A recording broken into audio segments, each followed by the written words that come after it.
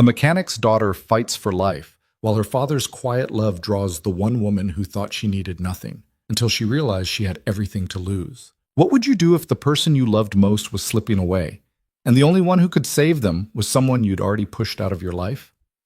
This is a story about second chances, impossible choices, and the kind of love that doesn't ask for permission. Stay with me until the end, hit that like button, and drop a comment with your city so I can see how far this story travels. The garage smelled like burnt oil and old regrets. Noah Hayes stood in the doorway of Miller's Auto Repair, one hand gripping a duffel bag that held everything he owned, the other holding his daughter's small fingers. Lily looked up at him with eyes too tired for a 6-year-old, her pale face framed by thin brown hair that hadn't grown much in the past year. "Is this it, Daddy?" she asked quietly. "Yeah, sweetheart, this is it." The building sagged in the middle like it had given up years ago. Paint peeled from the metal siding in long strips, and the sign out front was missing half its letters. What was left spelled out Mill Auto Re-Air, which seemed about right. The whole place looked like it was barely holding on, just like Noah. But it was work, and work meant money. Money meant doctors. Doctors meant hope. A heavy-set man in grease-stained coveralls appeared from behind a rusted sedan, wiping his hands on a rag that was dirtier than his hands. "You Hayes?" "Yes, sir. Noah Hayes." The man squinted at Lily. "Didn't know you were bringing a kid."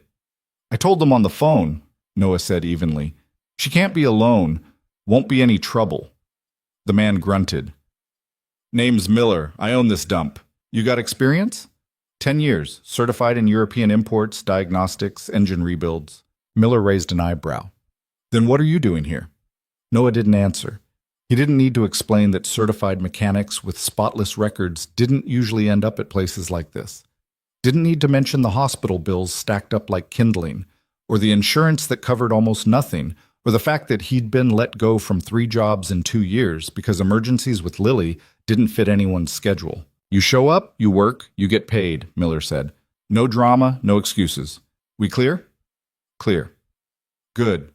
Bay 3 needs a transmission flush. Parts are on the bench." Miller turned to walk away, then paused. "There's a cot in the back office. She can rest there if she needs to." It wasn't kindness, just practicality. But Noah nodded anyway. Lily tugged his hand. "Can I draw?" "Of course." He pulled a worn notebook and a box of crayons from the duffel bag. "Stay where I can see you, okay?" "Okay." She settled onto the cot, her legs dangling off the edge, and opened the notebook to a fresh page.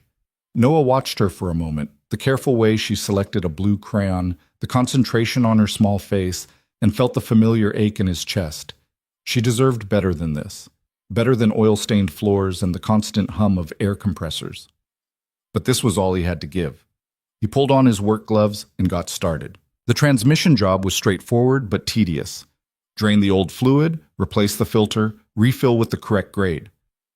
Noah had done it hundreds of times, his hands moving through the steps automatically, while his mind wandered to the stack of medical bills waiting in his truck's glove compartment. 3,000 from the last ER visit, 1,800 from the cardiologist. The specialist visit that insurance refused to cover because they claimed it wasn't medically necessary. That one was 4,000. He'd call them again tonight. Argue with another representative who'd put him on hold for 20 minutes before telling him the same thing in a different way. They weren't going to pay. "Daddy?" Lily's voice pulled him back. "Yeah? Is this where we're going to stay?" Noah slid out from under the car and looked at her. She was holding up a drawing, a small building with a lopsided roof and a tree beside it. "You mean work here?" "Uh-huh. For a while, yeah. I like it," she said simply. "It's quiet." Quiet wasn't the word he'd use. The air compressor kicked on every few minutes with a wheeze that sounded like it was dying. Somewhere in the back, a radio played classic rock so old even the static sounded vintage.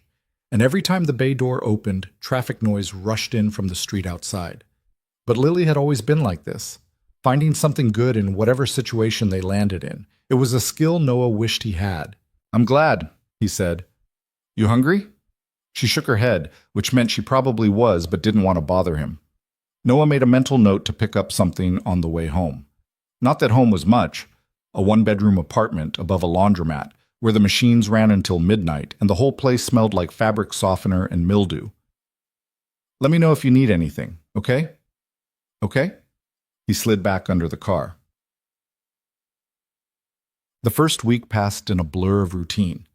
Noah showed up at 7, left at 6, and did everything Miller threw at him without complaint. The other mechanics, two younger guys named Cisco and Benny, mostly ignored him, which suited him fine. He wasn't there to make friends. Cisco was in his early 20s, all swagger and arm tattoos, the kind of guy who talked big about cars he'd never actually worked on. Benny was quieter, competent enough, but lazy. He cut corners when Miller wasn't looking, and Noah had to fix his mistakes more than once. Neither of them acknowledged it. Neither did Noah. Lily spent her days on the cot, drawing pictures of flowers and stars, and sometimes a small house with a red door. She never complained, never asked for more. Sometimes Noah wondered if that made it worse, the fact that she'd learned not to expect anything beyond what little he could provide. On Tuesday, she asked if they could go to the park after work. Maybe this weekend, Noah said, knowing they probably wouldn't. Weekends were for laundry and groceries and calling insurance companies that never answered. Okay, Lily said, already moving on to the next page in her notebook. On Wednesday, Miller pulled Noah aside. You're doing good work. Thank you. Better than I expected, honestly. Where'd you say you worked before? Noah hadn't said. Different places, moved around a lot. Miller studied him, clearly wanting more, but Noah didn't offer it. After a moment, Miller just nodded. Well, keep it up. Thursday was the first time Lily coughed. Not the normal kid kind, the wet, rattling kind that made Noah's stomach clench. He gave her the inhaler the doctor prescribed 3 months ago, the one that cost $90 even with insurance. She took 2 puffs and the coughing stopped, but Noah watched her all afternoon waiting for it to come back. It didn't, but he knew it would. On Friday afternoon, everything changed. The sound of an engine cut through the usual garage noise around 3 o'clock. It wasn't loud. It was precise. A low, throaty purr that made every head turn. Cisco whistled. No way. A sleek jet-black sports car rolled into the lot, its paint so glossy it looked wet. Noah recognized it immediately. A limited edition European supercar worth more than this entire building. Maybe more than the whole block. The door opened and a woman stepped out. She was young, mid-20s maybe, with sharp features and dark hair pulled back in a way that said she didn't have time for nonsense. She wore tailored pants and a blouse that probably cost more than Noah's rent. Everything about her screamed money, confidence, control. She walked into the garage like she owned it. Miller appeared from the office, suddenly more animated than Noah had seen him all week. Miss Quinn, wasn't expecting you. My car's making a noise, she said, not bothering with pleasantries. I need it fixed. Of course, of course. What kind of noise? A clicking from the engine. It started yesterday. Miller nodded eagerly. We'll take a look right away. Cisco, get over here. Cisco jogged over, wiping his hands on his coveralls. Yeah, boss? Pop the hood. Let's see what we're dealing with. The woman, Miss Quinn, crossed her arms and waited. Her eyes swept over the garage with the kind of detached judgment that came from never having to worry about anything breaking that couldn't be replaced. Noah glanced at Lily. She was watching too, her crayon hovering over the page. Is she a princess? Lily whispered. No, sweetheart, just someone with a nice car. She looks like a princess. Maybe. But princesses in fairy tales were usually kind. This woman looked like she'd never had to ask for anything twice in her life. Cisco opened the hood and leaned in. After a moment, he straightened up, frowning. Boss? I'm not sure. Not sure. Quinn's voice was sharp. It's a clicking noise. How hard can it be? It's just, this model's got a really specific, then figure it out. She turned to Miller. I was told this place could handle European imports. We can, Miller said quickly. Cisco's one of our best. Cisco shot Miller a look that said otherwise, but he ducked back under the hood. Benny wandered over to help, and the two of them muttered to each other in low voices. Noah stayed where he was, finishing up the brake job he'd been working on. He could hear fragments of their conversation. Fuel system, maybe? Nah, man, it's too rhythmic for that. What about the timing chain? On this engine, you'd have to pull the whole front end. Or the serpentine belt? Doesn't sound like a belt. Noah glanced over. From where he stood, he could see the engine bay clearly. The problem wasn't the fuel system or the timing chain or the belt. It was simpler than that. And if they kept poking around blindly, they were going to make it worse. He turned back to his work, tightening the last lug nut on the sedan's wheel. "This is ridiculous," Quinn said after 10 minutes. "You have no idea what you're doing." Miller's face reddened. "Miss Quinn, these things take time." "I don't have time." She pulled out her phone. "I'll take it somewhere else." Wait. Miller glanced around desperately. His eyes landed on Noah. "Hayes, get over here." Noah set down his wrench. "I'm in the middle of now." He wiped his hands and walked over. Quinn's eyes flicked to him, dismissive, already moving on. She didn't say anything. Noah leaned over the engine. It was a beautiful piece of machinery, precision, engineered, every component designed to work in perfect harmony. German engineering at its finest. And right now, one of those components was out of sync. Not broken, just misaligned. He listened to the sound for a moment, steady, metallic, coming from the front of the engine. "It's the variable valve timing actuator," Noah said quietly. "The solenoid's sticking, probably a buildup of carbon deposits." Cisco blinked. "The what?" "The VVT actuator. It controls the camshaft timing. When it sticks, you get a clicking sound because the system's trying to adjust but can't." Noah pointed to a specific part of the engine. "You can see it here. The solenoid's dirty, needs to be cleaned and recalibrated." Quinn's eyes narrowed. "And you know this how?" "Because I've seen it before."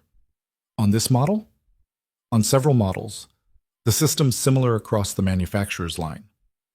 She studied him, really looked at him for the first time. "Can you fix it?" "Yes." "How long?" Noah considered. The job itself wasn't complicated, but it required patience and precision. He'd have to remove the valve cover, access the actuator, clean it properly, recalibrate the timing, and test it. "Tonight, maybe tomorrow morning if I find other issues." Quinn looked at Miller. "Is he any good?"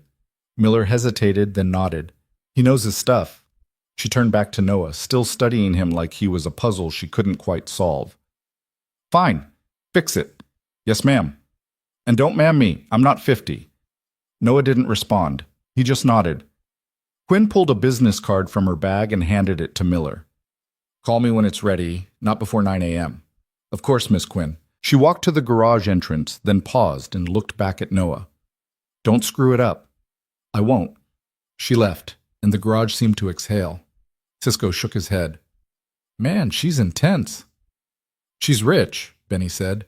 "Rich people are always intense." "Hayes." Miller walked over, lowering his voice. "You sure you can handle this?" "Yes." "Because if you mess up her car, she'll bury us." "I won't mess it up." Miller studied him for a long moment, then nodded. "All right, do what you need to do." The other mechanics clocked out at 6. Miller left around 6:30, giving Noah the keys to lock up. "Don't stay too late," he said, "and don't touch anything you don't have to." Then it was just Noah and Lily and the black supercar. Lily had moved to a stool near his workbench, watching as he carefully removed the engine cover. "Is it broken?" she asked. "Not broken, just dirty." "Can you clean it?" "That's the plan." She nodded seriously, like this made perfect sense. "The princess will be happy." "She's not a princess, Lily." "She acts like one." Noah smiled despite himself. "Maybe a little." He worked methodically, documenting each step with his phone camera in case he needed to reference the assembly later. The valve cover came off, revealing the camshafts and timing chain. Everything looked good. No unusual wear, no leaks. The actuator was accessible from the top, which was lucky. Some models required removing half the engine just to reach it. "Daddy?" Lily's voice was quieter now. "Yeah?" "Can I lie down?" Noah looked over. She was pale, her eyes heavy. "Of course, sweetheart. You okay?" "Just tired." He walked her to the cot and helped her settle in, pulling his jacket over her like a blanket. "You need anything?" "No." "You sure?" She nodded, already closing her eyes.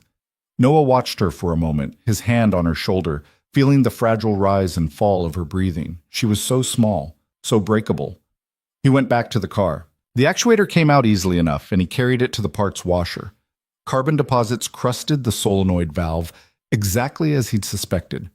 He scrubbed it carefully with a wire brush and solvent, checking the movement of the valve with each pass. It needed to move smoothly, with no resistance.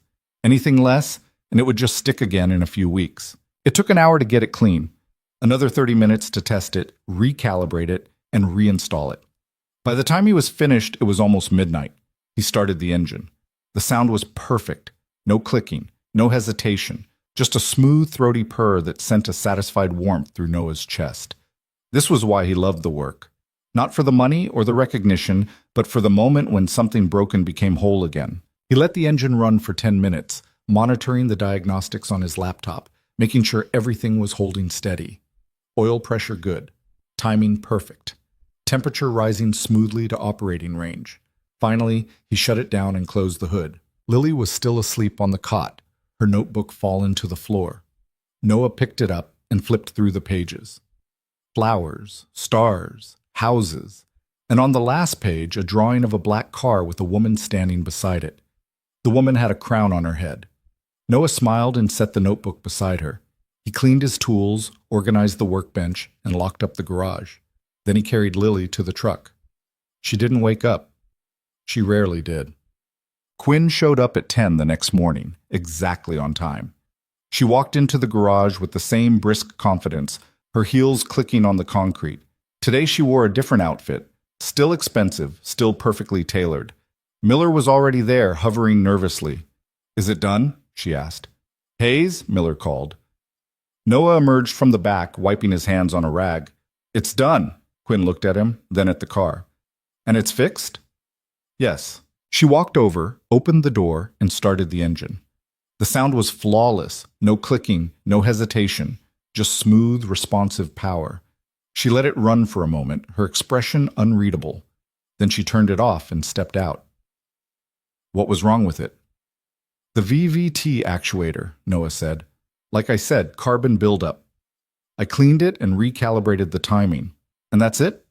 "That's it." She studied the engine bay, then looked back at him. "You didn't just clean it, did you? You rebuilt the whole system." Noah didn't confirm or deny. The actuator was clean, the timing was calibrated, and the engine ran perfectly. That was all that mattered. Quinn reached into her bag and pulled out a checkbook. "How much?" Miller named a price. Standard labor plus parts. $350. It was fair, maybe even cheap for the work involved. Quinn wrote the check without blinking, tore it out, and handed it to Miller. Then she turned back to Noah. "What's your name?" "Noah Hayes." "Well, Noah Hayes, you're wasted here." Miller's face tightened, but he didn't say anything. Noah just nodded. "Thank you." Quinn started toward her car, then paused and looked back. "If I have another problem, can I ask for you specifically?" "If you want." She smiled, small, fleeting, but real. "Good." The car purred to life again, and she drove away without another word. Cisco, who'd been watching from across the garage, shook his head. "Man, she didn't even tip." "She paid," Noah said simply. "Yeah, but she paid. That's enough." Benny laughed. "You're too nice, man. Someone like that? You could have charged double, and she wouldn't have noticed." "Probably," Noah agreed. "But that's not how it works." "That's exactly how it works for people like her." Noah didn't argue. He just went back to the sedan he'd been working on before Quinn arrived. The brakes were done, but the alignment was off. He'd spend the afternoon fixing that, then move on to the transmission job waiting in Bay 2. Just another day. Just another set of problems to solve. Lily waved from the cot. She'd been drawing again, and now she held up a new picture, this one of a garden with butterflies. "That's beautiful, sweetheart," Noah called over. She beamed, and for a moment the garage didn't feel quite so broken. Bammt. 2 weeks passed. Noah fell into a rhythm. Wake up at 6, get Lily ready, drive to the garage, work until closing. Some nights he stayed late, finishing jobs or cleaning up after Cisco and Benny. Other nights he left on time, stopped at the grocery store, went home, made dinner, helped Lily with the puzzles she liked, and put her to bed. The medical bills kept coming. The insurance company kept denying. Noah kept calling, kept arguing, kept getting nowhere. On Thursday of the second week, Quinn came back. This time, there was no emergency. No clicking, no smoke, no warning lights. She just pulled into the lot mid-afternoon, got out, and walked straight to Noah. "I need an oil change," she said. Noah raised an eyebrow. "You could do that anywhere." "I know." She didn't elaborate. Noah didn't push, he just nodded and pulled the car into Bay 1. Oil changes were simple. Drain the old, replace the filter, refill with the correct grade and viscosity. 20 minutes, tops. But Noah took his time, checking the other fluids while he was under there. Coolant looked good. Brake fluid clean. Transmission fluid at the right level and color. When he finished, Quinn was leaning against the workbench, scrolling through her phone. "All set," Noah said.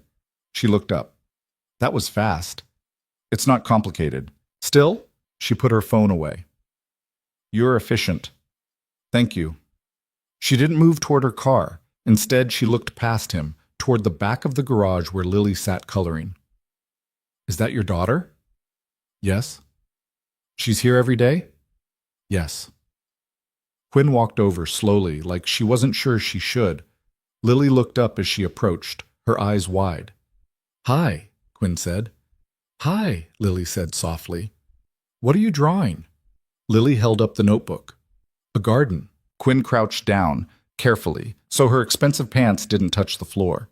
She studied the drawing seriously, like it was a piece in a museum. "It's beautiful." "Thank you."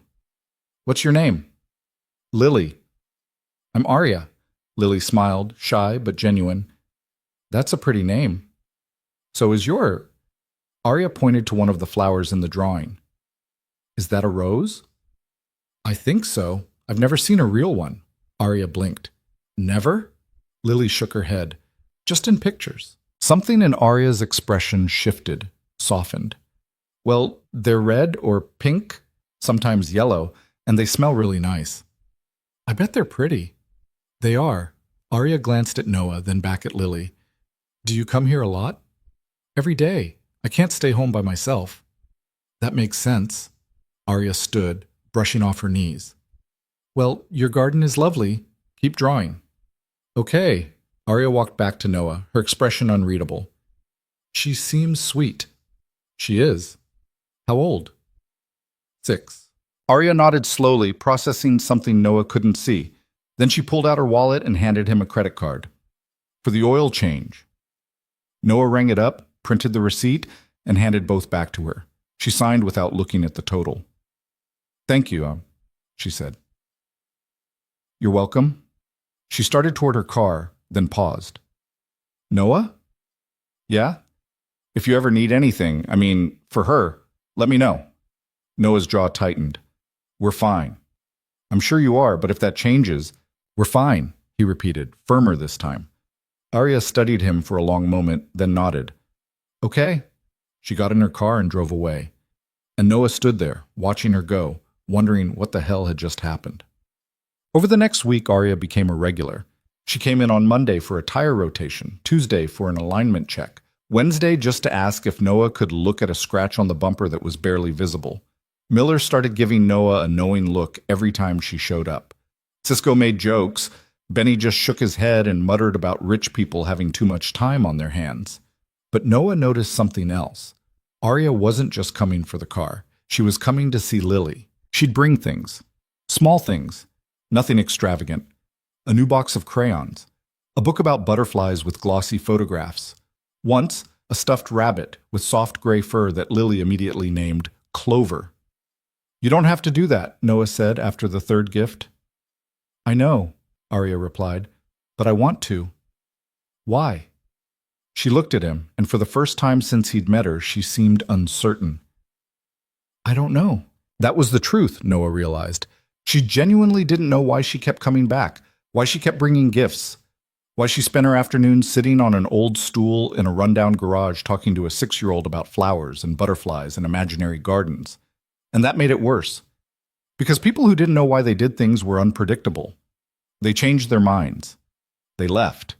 And Noah couldn't afford to let Lily get attached to someone who might disappear. But Lily was already attached. She talked about Arya constantly. Miss Arya said I'm a good artist. Miss Arya brought me this book. Miss Arya said she likes my drawings. And Noah, despite every instinct screaming at him to keep his distance, found himself softening too, because Arya wasn't what he'd expected. She was sharp, yes, demanding, used to getting her way, but she was also curious, thoughtful.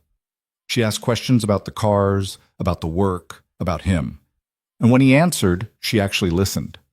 One evening, after the garage had closed and Miller had gone home, Arya lingered. Lily had fallen asleep on the cot, exhausted from a long day. Noah was cleaning up, putting tools back in their places, when Arya spoke. "Can I ask you something?" Noah looked up. "Sure." "Why do you work here?" It was the same question Miller had asked, the same question everyone asked eventually. "I need the job." "You could work anywhere. You're better than this place." "Maybe." "So why?" He set down the wrench he was holding and met her eyes. "Because they let me bring Lily." Arya's expression shifted. "Is she sick?" Noah didn't answer right away. The question was simple, but the answer was anything but. Finally, he nodded. "Yeah." "What's wrong?" "Heart condition, congenital. She's had 3 surgeries already." Arya's face went pale. 3? "She was born with it.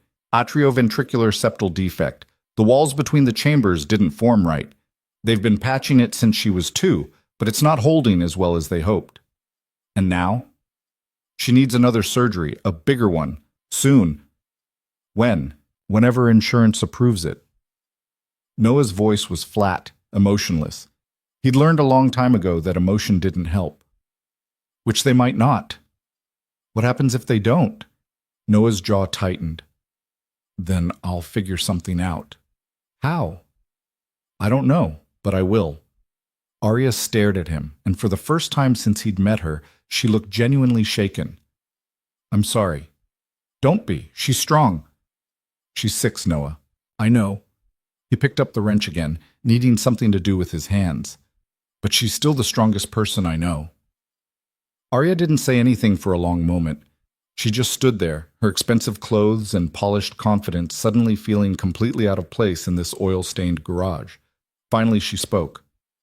"If you need help, I don't." "Noah, I appreciate it, Arya, really, but this is my problem. I'll handle it." She looked like she wanted to argue, but something in his expression stopped her. She just nodded slowly. "Okay." She turned and walked to her car, but before she got in, she looked back one more time. "You're a good father." Noah didn't respond. He just watched her drive away. And when her taillights disappeared around the corner, he went back to cleaning, trying not to think about how much harder this was getting. The next week, everything fell apart. It happened on a Tuesday afternoon. Lily was drawing at her usual spot, humming softly to herself. Noah was working on a transmission rebuild in Bay 3. The radio was playing something upbeat and forgettable, and then Lily stopped humming. Noah glanced over. She was staring at her notebook, her crayon frozen in midair. "Lily?" She didn't respond. "Sweetheart, you okay?" The crayon fell from her hand. Noah was across the garage in seconds. "Lily? What's wrong?" She looked up at him, her eyes unfocused. "Daddy, I don't feel good." And then she collapsed. Noah caught her before she hit the floor, his heart hammering in his chest. Her lips were turning blue, her breathing was shallow, labored. "Lily, Lily, stay with me." She didn't respond. "Miller!" Noah shouted, his voice cracking. "Call 911!" He didn't wait for a response. He scooped Lily up and ran for his truck, his mind blank except for one thought on endless repeat. Not yet. Please, not yet. He laid her across the back seat, her head on his jacket, and drove. He broke every traffic law in the city, ran red lights, cut off other cars. Didn't care. The hospital was 15 minutes away on a good day. He made it in 8. The ER staff took her immediately. A nurse tried to get information from him, insurance card, medical history, emergency contacts, but Noah couldn't focus, couldn't think. "Sir," the nurse said gently, "we need you to wait here." "That's my daughter." "I know, but you need to let us work, please." Another nurse guided him to a plastic chair in the waiting area. He sat down without remembering how he got there. His phone was in his hand. He didn't remember taking it out. There was blood on his shirt. Lily's blood. From where? He didn't know. His phone buzzed. A text from Miller. What happened? Is she okay? Noah stared at the message. He should respond, should tell Miller something, but his hands wouldn't move. Another buzz. A different number, one he didn't have saved but recognized anyway. I heard what happened. I'm so sorry. Let me know if you need anything. Arya Noah stared at that one too. How did she know? Had Miller called her? Why would Miller call her? He didn't respond, couldn't. The waiting room was too bright. The lights buzzed overhead, fluorescent and harsh. A TV in the corner played the news with the sound off. Other people sat in other chairs, waiting for other emergencies. Noah closed his eyes and tried to breathe. Minutes crawled by. Then hours. Finally, a doctor appeared.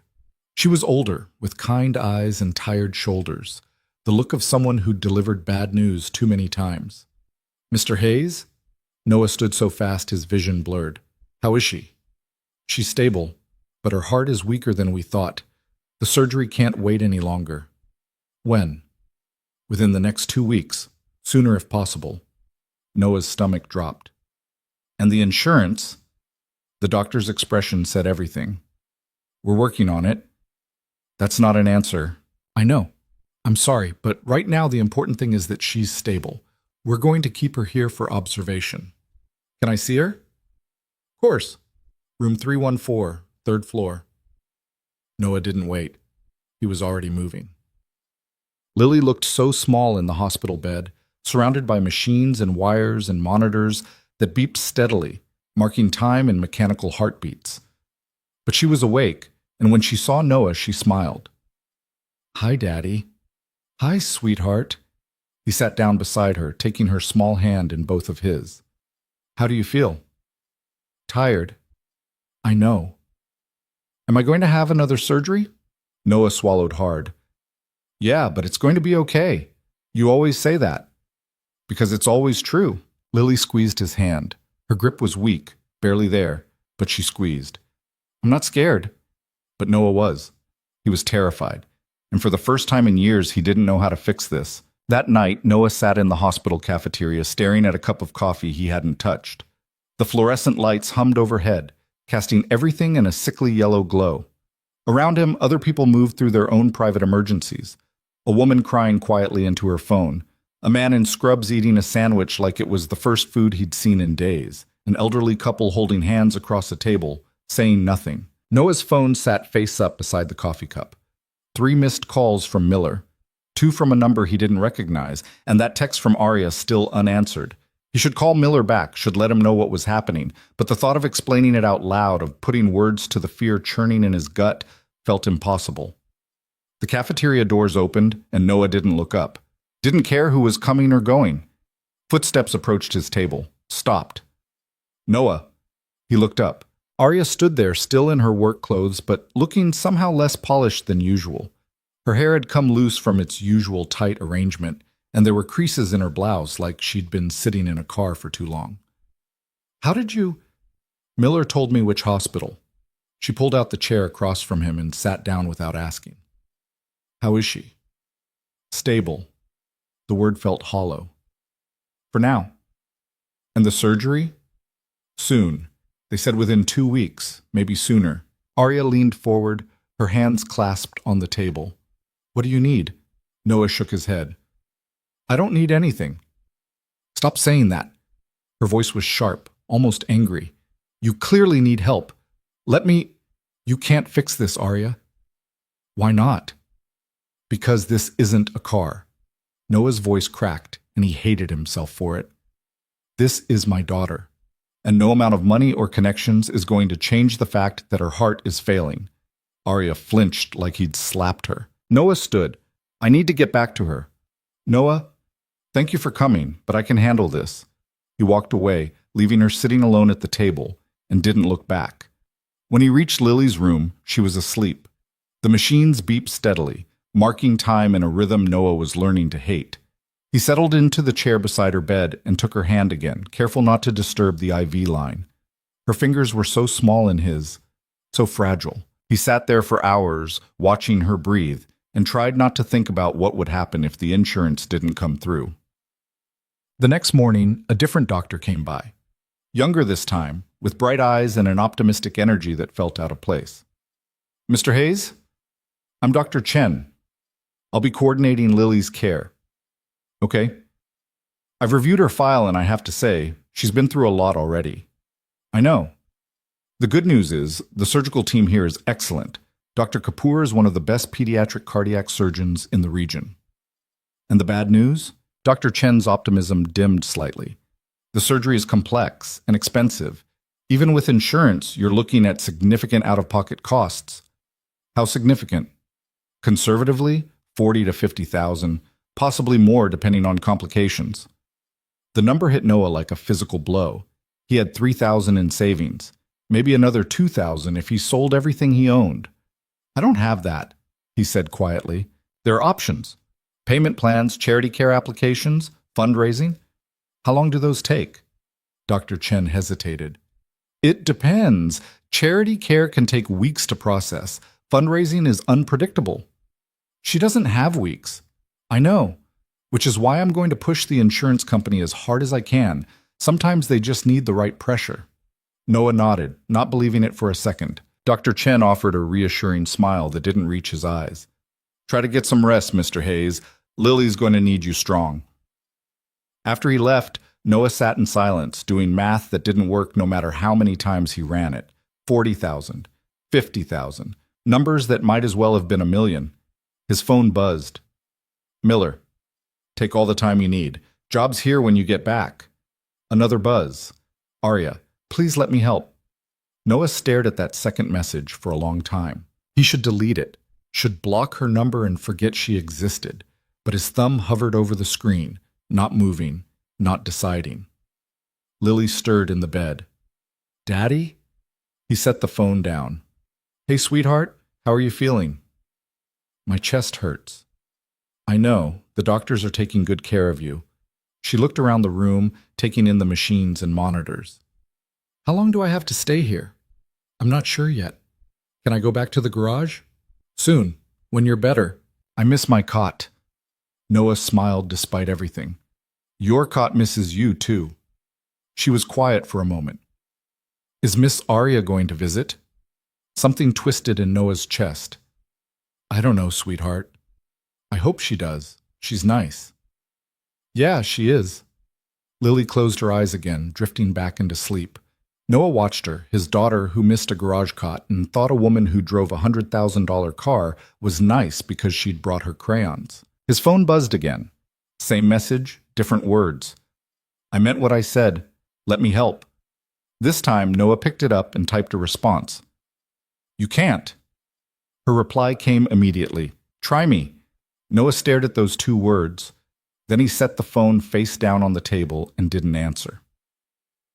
Good. 3 days passed in a blur of doctors and nurses and tests. Lily's condition stabilized but didn't improve. The insurance company continued to review the surgery authorization. Dr. Chen continued to sound optimistic while his eyes said something else entirely. On the 4th day, Arya showed up. Noah was in Lily's room when a nurse knocked on the door. "Mr. Hayes? You have a visitor." He assumed it was Miller, maybe Cisco or Benny, though that seemed unlikely. It was Arya. She stood in the doorway holding a vase of flowers, real roses, red and pink and yellow, and looking uncertain in a way he'd never seen before. "Hi," she said. Lily's face lit up. "Miss Arya." Arya walked over to the bed, setting the flowers on the windowsill. "Hi, Lily. I brought you something." "They're beautiful." Lily reached out to touch one of the petals. "Are these the roses you told me about?" "They are. I figured it was time you saw real ones. They smell nice. I told you they would." Arya pulled up a chair on the opposite side of the bed from Noah. For a moment, nobody spoke. Then Lily broke the silence the way kids always do, cutting straight through awkwardness like it doesn't exist. "I'm getting another surgery," she announced. "I heard," Arya said gently. "Are you scared?" "A little, but Daddy says it's going to be okay." "Your dad's right." "He's always right. Well, mostly. Sometimes he burns dinner. Arya laughed, and the sound was so unexpected, so genuine, that even Noah felt his guard drop slightly. Everyone burns dinner sometimes, Arya said. Do you cook? Not really. I mostly order takeout. What's takeout? Arya glanced at Noah, something sad flickering across her face. It's when someone else makes the food and brings it to you. Oh, that sounds nice. Sometimes it is. They talked for another 20 minutes about flowers and butterflies and the book Arya had given Lily about gardens. Noah sat quietly, watching, seeing a side of Arya he hadn't known existed. She was patient with Lily, genuinely interested in everything she said, laughing at her jokes and answering her endless questions without ever seeming bored. Eventually, a nurse came in to check Lily's vitals, and Arya stood. I should probably go. Let you rest. Will you come back? Lily asked.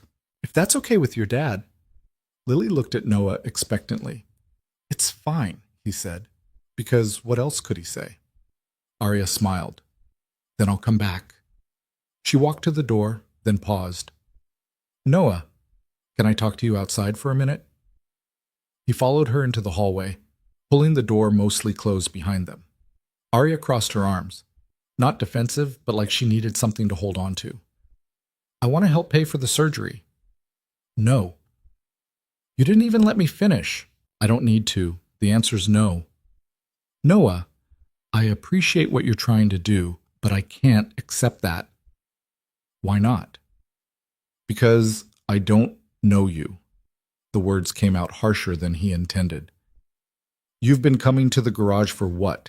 A month? You brought Lily some books and crayons? That's great.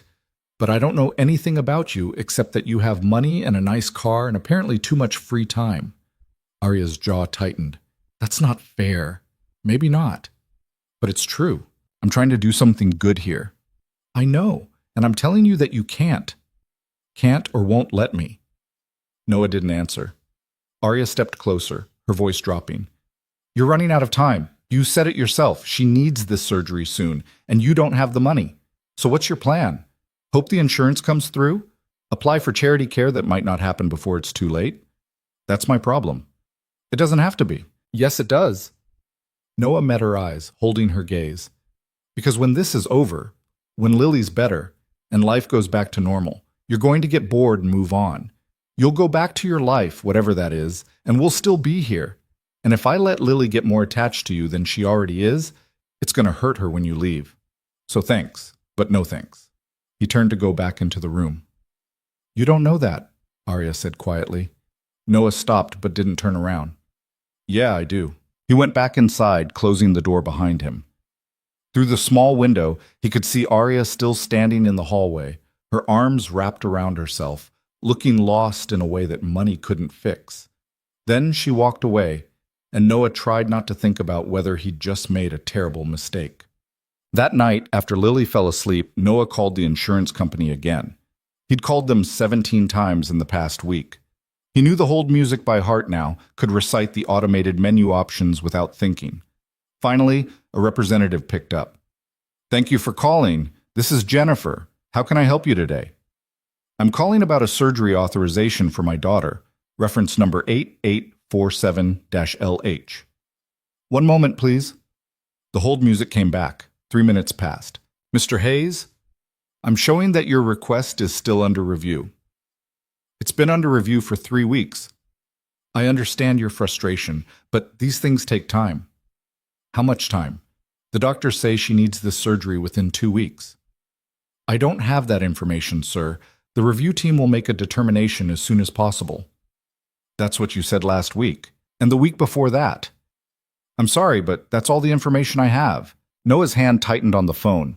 Can I speak to a supervisor? They'll tell you the same thing. I'd like to speak to one anyway. Another hold.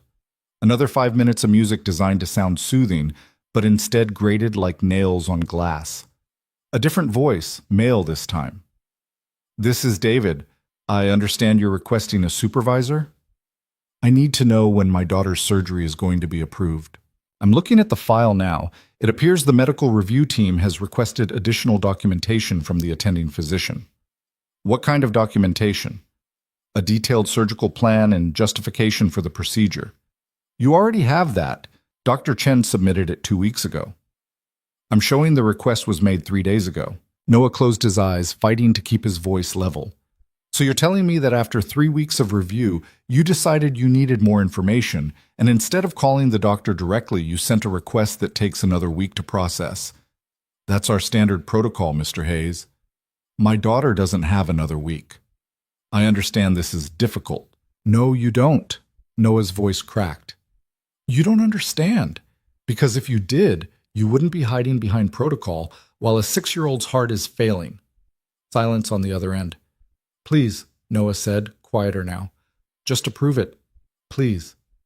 I'm sorry, Mr. Hayes. I don't have the authority to override the review process. Then find someone who does. I'll make a note on your file that this is urgent. You already did that last week. I'll add another one. The call ended the same way it always did, with nothing resolved, nothing changed, and Noah sitting in the dark feeling like he was drowning. He looked at Lily sleeping in the bed, her chest rising and falling in rhythm with the machines, and felt something inside him crack. He couldn't do this alone anymore. He picked up his phone and opened the message thread with Arya. His thumb hovered over the keyboard, then he set it down without typing anything. Pride was a stupid thing to cling to when your daughter's life was on the line. He knew that. But accepting help from someone like Arya, someone who could write a check for $50,000 without blinking, felt like admitting he'd failed. Failed as a provider, as a father, as everything he was supposed to be. His phone buzzed, another message from Arya. I talked to someone at the hospital. They said there are options. Can we talk? Noah stared at the message. Then he typed, tomorrow. Not here. Her response was immediate. Where? He gave her the address of a coffee shop 2 blocks from the hospital. What time? 7 a.m. I'll be there. Noah set the phone down and leaned back in the uncomfortable chair, watching his daughter sleep, and wondered what the hell he was doing. Bawoso. The coffee shop was nearly empty at 7 in the morning. Just a few early risers getting their caffeine fix before work, and a college student asleep over a textbook in the corner. Noah sat at a table near the window, nursing a black coffee he couldn't taste. He'd left Lily with a nurse he trusted, promising he'd be back within an hour. Arya arrived exactly on time, which didn't surprise him. She wore jeans and a sweater instead of her usual tailored work clothes, and her hair was down. She looked younger this way, more approachable. She sat down across from him. Thanks for meeting me. You said there were options. There are. She pulled out her phone and opened a document. I talked to the hospital's financial services department. They have a charity care program that can cover up to 90% of the cost if you qualify. Dr. Chen mentioned that. He said it takes weeks to process. Usually, yes, but I know someone on the board. They can expedite it. Noah set down his coffee. You know someone on the hospital board? My father sits on several boards, including this one. Of course he does. Arya's expression tightened. Do you want to hear this or not? Noah nodded. The application requires proof of income, assets, and expenses. They'll want tax returns, bank statements, medical bills, everything. I have all that. Good. I can help you put the application together, make sure it's complete. My contact can push it through in 72 hours instead of 3 weeks. It sounded too easy, too good to be true. And what do you want in return? Nothing. Nobody does something like this for nothing. Arya looked at him for a long moment. You really don't trust anyone, do you? I trust people who've earned it. And I haven't? I don't know you, Arya. I know you drive a nice car and throw money at problems and like to play benefactor to the poor mechanic and his sick kid, but I don't actually know anything about you. She didn't flinch this time, just held his gaze. You're right, you don't know me. But you know Lily likes me, and you know I haven't asked for anything, so maybe consider the possibility that I'm just trying to help because it's the right thing to do. Why? Why what? Why is it the right thing? You don't owe us anything. We're strangers. Arya was quiet for a moment. When she spoke, her voice was softer. My mom died when I was 8. Cancer. It took 2 years, and by the end, we were buried in medical debt. My dad had money, more than enough, but he was traveling for work constantly and didn't understand how bad it got. If someone had stepped in and helped, just made one thing easier, it would have mattered. Noah hadn't expected that. I'm sorry. It was a long time ago. She looked down at her coffee. The point is, I know what it's like to watch someone you love suffer while everyone around you talks about paperwork and protocols and things that don't matter when someone's dying. So if I can make this easier for you and Lily, I'm going to do it, whether you trust me or not. Noah studied her, looking for the catch, the angle, but all he saw was someone who meant what she said. Okay, he said finally. Okay. Help me with the application. I'll get you the documents you need. Something like relief crossed Arya's face. Thank you. Don't thank me. Just make it work.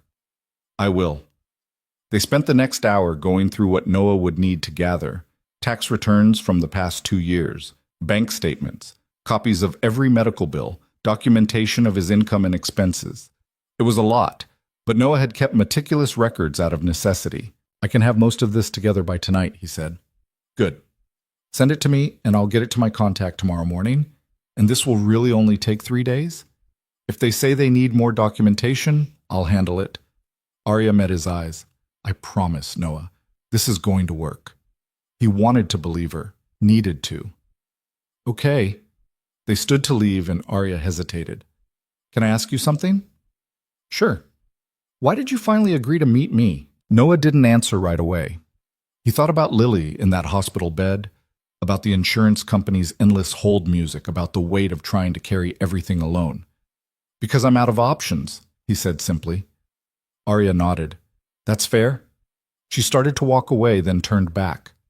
For what it's worth, you're not alone in this anymore, whether you like it or not. Noah watched her go, her words echoing in his head, and realized he didn't hate the idea as much as he thought he would. Over the next 3 days, Noah compiled everything Arya needed. He scanned documents at the hospital's business center, organized files on his phone, and sent them to her in batches. She responded to each one. Got it. Perfect. This is exactly what we need. On the second day, she showed up at the hospital with lunch, sandwiches from a place downtown that Noah had never been to, but that tasted better than anything he'd eaten in weeks. You didn't have to do this, he said. I know, but you haven't left this room in 2 days except to use the bathroom, and you look like you're about to pass out. I'm fine. You're not. Eat. She sat with them while they ate, talking to Lily about the new book she'd brought, something about ocean animals with pictures that made Lily gasp. Look at this one, Daddy. Lily held up a page showing a sea turtle. It's so pretty. It is, Noah agreed. Arya smiled, watching them, and for a moment it felt almost normal, like they were just 3 people having lunch, not people brought together by crisis and desperation. After she left, Lily looked at Noah seriously. I really like Miss Arya. I know you do. Do you like her? Noah considered the question. A month ago, the answer would have been no. Now, he wasn't sure what it was. Yeah, I think I do. Lily smiled and went back to her book. On the 3rd day, Arya called. It's approved, she said without preamble. Noah's hand tightened on the phone. What? The charity care application. They approved it. 90% coverage. The remaining 10% can be put on a payment plan with no interest.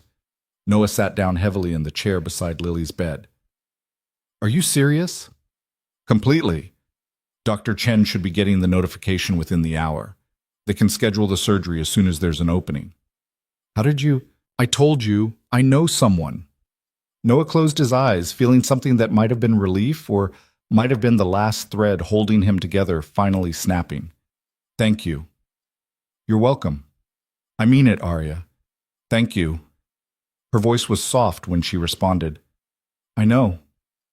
After they hung up, Noah sat there for a long moment, staring at nothing. Then Lily woke up, groggy and confused. Daddy? Hey, sweetheart. What's wrong? Nothing's wrong. He took her hand. They approved your surgery. Lily blinked. Really? Really? When? Soon, maybe next week. She was quiet, processing. Then, are you scared? A little, Noah admitted. Are you? A little, she echoed. But it's going to be okay, right? Yeah, sweetheart, it's going to be okay. This time, he almost believed it. Todd, Dr. Chen came by that afternoon with the official news. The surgery is scheduled for Monday. Dr. Kapoor's team will do a full pre-op assessment tomorrow.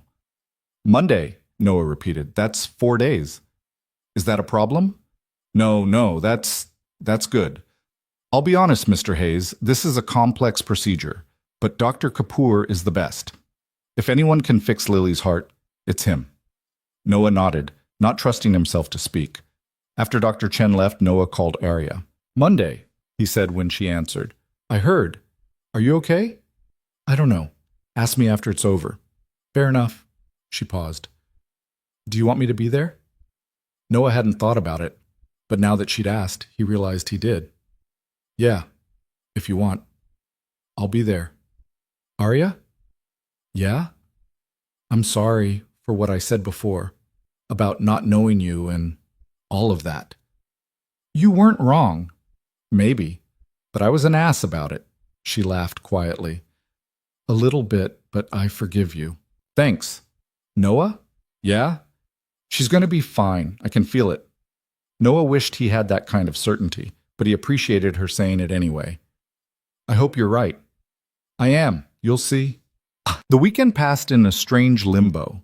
Lily was stable enough that they could go for short walks around the hospital, just to the cafeteria and back, but it was movement, fresh air, a break from the machines. Arya came by both days, bringing books and puzzles, and once a stuffed dolphin to go with the ocean book. On Sunday evening, after Lily fell asleep, she and Noah sat in the family waiting area down the hall. It was quieter there, just them and the hum of a vending machine. Can I ask you something? Noah said. Sure. Why do you do this? Not just the application or the money, but coming here every day, spending time with Lily. You don't have to do any of this. Arya was quiet for a moment, considering. Honestly, at first I didn't know why. I just felt pulled to, like I needed to be here. And now? Now I think it's because you and Lily remind me that there are things that matter more than the life I've been living. What kind of life is that? Busy, shallow, full of people who want things from me or want me to be a certain way. She looked at him. You don't want anything from me. Neither does Lily. You're just real. And I haven't had a lot of real in my life lately. Everyone's real, Arya. No, they're not. She shook her head. Most people I know are performing all the time, playing a part. You just are who you are. It's refreshing. Noah didn't know what to say to that. I'm just trying to survive. I know, that's what makes it real. They sat in silence for a while. Then Arya spoke again, quieter this time. My dad called today. Yeah? He wants me to stop coming here. Says it's inappropriate. That I'm getting too involved with... She trailed off. With what? The poor mechanic? Something like that. And what did you tell him? Arya smiled. I told him to mind his own business. Noah laughed despite himself. I bet that went over well. Not particularly, but I'm 32 years old. I can make my own decisions. Even if they're bad ones? Especially then. She looked at him. This isn't a bad decision, though. Being here. I'm sure of that much. Noah met her eyes, seeing something there he hadn't seen before. Conviction, certainty. The kind that came from choosing something rather than just drifting into it. For what it's worth, he said, I'm glad you're here. Yeah? Yeah. Arya smiled, and it reached her eyes this time. Me too. Monday morning arrived too fast and too slow all at once. Noah hadn't slept. He'd tried, dozing in the chair beside Lily's bed, but every time he closed his eyes, he saw operating rooms and surgeons and machines that beeped warnings. At 5 a.m., the nurses came to prep Lily for surgery. They were gentle, efficient, explaining each step in calm voices. Lily was quiet through all of it, her hand gripping Noah's. I'm scared, Daddy, she whispered. I know, sweetheart. Me too. Will you be here when I wake up? I'm not going anywhere, I promise. She nodded, believing him the way kids do. They wheeled her toward the surgical wing at 6:30. Noah walked beside the gurney as far as they'd let him, which was to a set of double doors marked Authorized Personnel Only. A nurse stopped him gently. This is as far as you can go, Mr. Hayes. Noah leaned over and kissed Lily's forehead. I love you so much. I love you too, Daddy. I'll see you soon, okay? Okay. They wheeled her through the doors, and just like that, she was gone. Noah stood there, staring at those closed doors, feeling more helpless than he'd ever felt in his life. A hand touched his shoulder. He turned. Arya was there, wearing jeans and an old sweatshirt, her hair in a messy ponytail. Hey, she said softly. Hey, come on, let's wait together. She led him to the surgical waiting area, a room with uncomfortable chairs and outdated magazines and a TV playing morning news nobody was watching. They sat, and they waited. The first hour was the longest. Noah sat forward in the plastic chair, elbows on his knees, hands clasped so tightly his knuckles went white. The clock on the wall ticked away seconds that felt like minutes, minutes that felt like hours. Arya sat beside him, close enough that their shoulders almost touched, but not quite. She didn't try to fill the silence with meaningless reassurances. Didn't tell him everything would be fine or that he should try to relax. She just sat there, present, and somehow that helped more than words could have. At the 2-hour mark, Noah's phone buzzed. Miller. Thinking of you and Lily. Let me know when you have news. Noah typed back a quick thanks and set the phone down. You should eat something, Arya said quietly. Not hungry. I know, but you should anyway. Noah shook his head. The thought of food made his stomach turn. Arya stood. I'll be right back. She disappeared for a few minutes and returned with 2 bottles of water and a package of crackers. She set them on the empty chair beside Noah without comment. He stared at them for a moment, then picked up one of the water bottles and took a drink. His throat was dry. He hadn't realized how dry until the water hit it. Thank you, he said. You're welcome. Another hour passed. A family came into the waiting room, parents and 2 teenagers, all of them looking shell-shocked and exhausted. They settled into chairs on the opposite side of the room, speaking in hushed whispers Noah couldn't make out. He wondered what surgery they were waiting for, wondered if they were as terrified as he was. Arya's phone rang. She glanced at the screen, then declined the call. You can take it if you need to, Noah said. I don't need to. It rang again a minute later. Again, she declined. The third time, she answered. What? Noah couldn't hear the voice on the other end, but he could hear the tone, sharp, demanding. I'm at the hospital, Arya said, her voice tight. No, I'm not coming in today, because I told you I'm... She stopped, listening, her jaw clenched. That's not my problem. Figure it out yourself. She hung up and turned the phone to silent. Everything okay? Noah asked. Fine, just work stuff. You don't have to stay. If you need to, I'm staying. Her tone left no room for argument. Noah nodded and went back to staring at the clock. At hour 4, a nurse came through the doors. Noah's heart jumped, but she walked past them to the family on the other side of the room. They stood, gathering around her as she spoke in low tones. The mother started crying. The father pulled her close. Noah looked away, his stomach knotting. That doesn't mean anything, Arya said quietly. Every surgery is different. I know. But the fear was there now, coiling tighter with each passing minute. Hour 5 came and went, then hour 6. Noah stood and paced the length of the waiting room, back and forth, wearing a path in the industrial carpet. Arya watched him, but didn't tell him to sit down, didn't tell him to calm down. She just watched. Finally, Noah stopped in front of the window. Outside, the city moved through its normal Monday. People going to work, running errands, living their lives like the world wasn't balanced on a knife's edge. This is taking too long, he said. Dr. Chen said it could take 6 to 8 hours. It's been 6.5. So we wait. Noah pressed his forehead against the glass. It was cool, grounding. What if something went wrong? Then they'll tell us. What if they can't fix it? Noah, what if I lose her? His voice cracked. What if I brought her here and they couldn't save her, and she's gone and I didn't even get to say goodbye properly? Arya stood and crossed to him. She didn't touch him, didn't crowd him, just stood close enough that he could feel her presence. You're not going to lose her, she said firmly. You don't know that. You're right, I don't. But I believe it anyway. Noah turned to look at her. How? Because she's strong. Because Dr. Kapoor is the best. Because some things just work out the way they're supposed to. Arya met his eyes. And because I refuse to believe that you two have come this far just for it to end like this. Noah wanted to believe her, wanted to grab onto that certainty and hold it like a lifeline. But fear had its claws in him, and it wasn't letting go. I can't do this, he said quietly. I can't lose her. She's all I have. I know.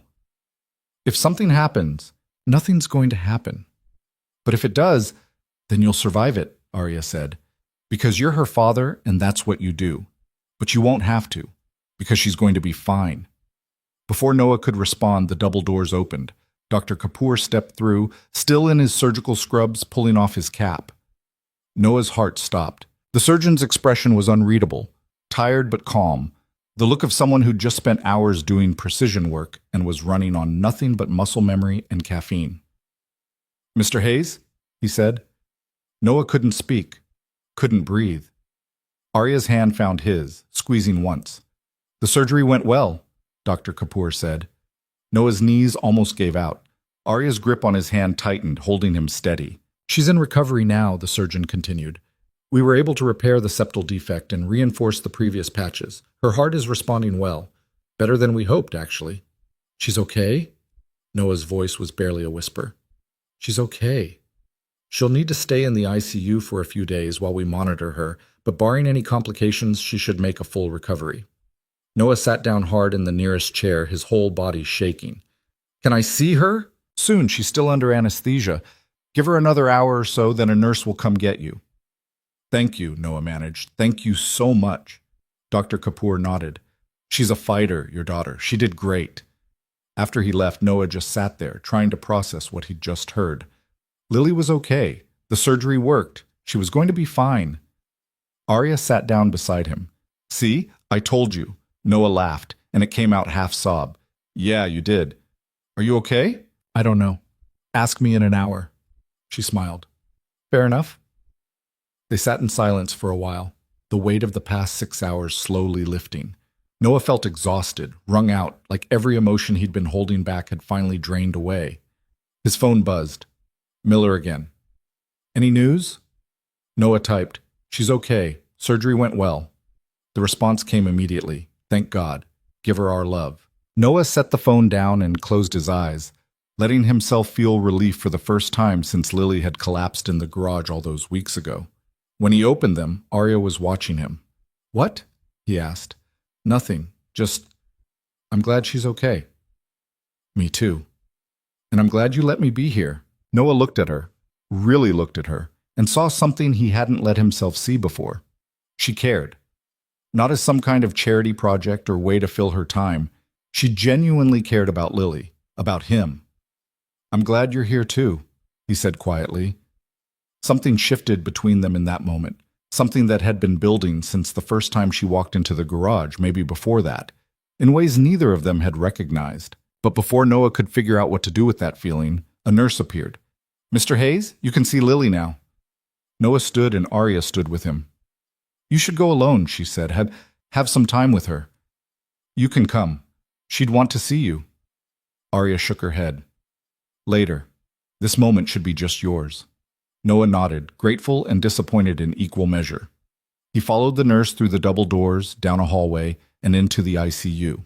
Lily was in the third room, surrounded by monitors and machines, but looking small and peaceful. Her chest rose and fell steadily, and even with all the tubes and wires, she looked better than she had in weeks. Noah pulled a chair close to the bed and took her hand. Hey, sweetheart, he whispered. You did it. You're okay. She didn't respond, still deep in medicated sleep, but her fingers twitched slightly in his grip. Noah sat there, watching her breathe, and for the first time in longer than he could remember, he let himself believe that maybe everything really would be okay. Lily woke up 6 hours later, groggy and confused. Daddy? I'm right here, sweetheart. She blinked slowly, focusing on his face. Is it over? It's over. You did great. Does my chest hurt? Probably, but they're giving you medicine for that. She nodded, already drifting back to sleep. Okay. Noah stayed with her through the night, dozing in the chair beside her bed. Nurses came and went, checking vitals and adjusting medications. Dr. Kapoor stopped by around midnight to check on her. She's doing excellent, he said. Exactly what we want to see. When can she go home? If she continues improving like this, maybe a week. 10 days at most. A week felt like forever, and no time at all. The next morning, Lily was more alert. She complained about being hungry, which the nurses said was a good sign. They brought her broth and jello, which she picked at without much enthusiasm. "Can I see Miss Arya?" she asked. "I'll text her." Arya showed up an hour later with flowers, fresh ones this time, a mix of colors that made Lily smile. "How are you feeling?" Arya asked, setting the vase on the windowsill. "Tired, and my chest hurts." "That'll get better. You just need to rest." That's what the nurses keep saying. That's because it's true. Lily looked at the flowers, then back at Arya. "Thank you for being here." "Of course. Where else would I be?" "I don't know. At work?" Arya laughed. "Work can wait." Noah watched them talk, seeing the easy affection between them, and felt something settle in his chest. Arya had become part of their lives in a way he hadn't planned and couldn't have predicted. And instead of resenting it, he was grateful. Over the next few days, a routine developed. Noah stayed with Lily during the day. Arya visited in the evenings, bringing books or puzzles or just conversation. Sometimes she brought dinner for Noah, real food, not hospital cafeteria sandwiches. "You're going to make me gain weight," Noah joked on the third day. "You could use it. You've lost 10 pounds since I met you." "Have not." "Have too. Your pants are falling off." Noah looked down. She wasn't wrong. "Maybe a little." "Eat the pasta." He ate the pasta. On the fourth day, Lily was moved out of the ICU and into a regular room. It felt like progress, like they were moving in the right direction. On the fifth day, Arya's phone rang during her visit. She glanced at it, frowned, and stepped into the hallway. Noah couldn't hear the conversation, but when she came back, her expression was tight. "Everything okay?" he asked. "Fine." "You're a terrible liar." She sighed. "Just family stuff. Nothing important." "Your dad again?"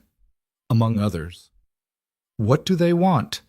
Arya sat down heavily in the chair beside Lily's bed. "For me to stop spending so much time here, get back to work, stop embarrassing them." "Embarrassing them how?" "By associating with—" She trailed off. "With me," Noah finished. "Yeah." Lily, who'd been half asleep, opened her eyes. "Why would that be embarrassing?" "It wouldn't be," Arya said quickly. "Some people just think stupid things." "That is stupid," Lily agreed and went back to sleep. Noah looked at Arya. "You don't have to keep coming if it's causing problems." "It's not causing problems, and I'm not stopping." "Arya, so I mean it, Noah. I don't care what my father thinks, or anyone else." That's easy to say now. But what happens when this is over? When Lily's better and we go back to our normal lives? Your family's not going to forget. "I don't care if they forget or not." "You should. They're your family." Arya's jaw tightened. "Family's supposed to support you, not tell you who you can and can't care about." "Is that what this is?" Noah asked quietly. "Caring?" Arya met his eyes, and for a moment neither of them spoke. The air between them felt charged, full of things unsaid. "Yeah," she said finally. "That's what this is." Noah didn't know what to say to that, didn't know if he should say anything. Before he could decide, a nurse came in to check Lily's vitals, and the moment passed. But it didn't disappear. It hung there, waiting. On the seventh day, Dr. Kapoor cleared Lily to go home. "Take it easy for the next few weeks," he said. "No running, no rough play. Light activity only, and she'll need to come back for follow-up appointments every 2 weeks." "I can do that," Noah said. "Good. She's healing beautifully. I don't anticipate any issues." Noah felt lighter than he had in months. Lily was coming home. Really, truly coming home. They discharged her that afternoon. Noah carried her to the truck. She could walk, but he didn't want her to overdo it, and buckled her into the seat. Arya had left an hour earlier, saying she had something to take care of, but that she'd see them soon. As Noah drove away from the hospital, Lily looked out the window at the city passing by. "I missed outside," she said. "I bet. Can we go to the park sometime?"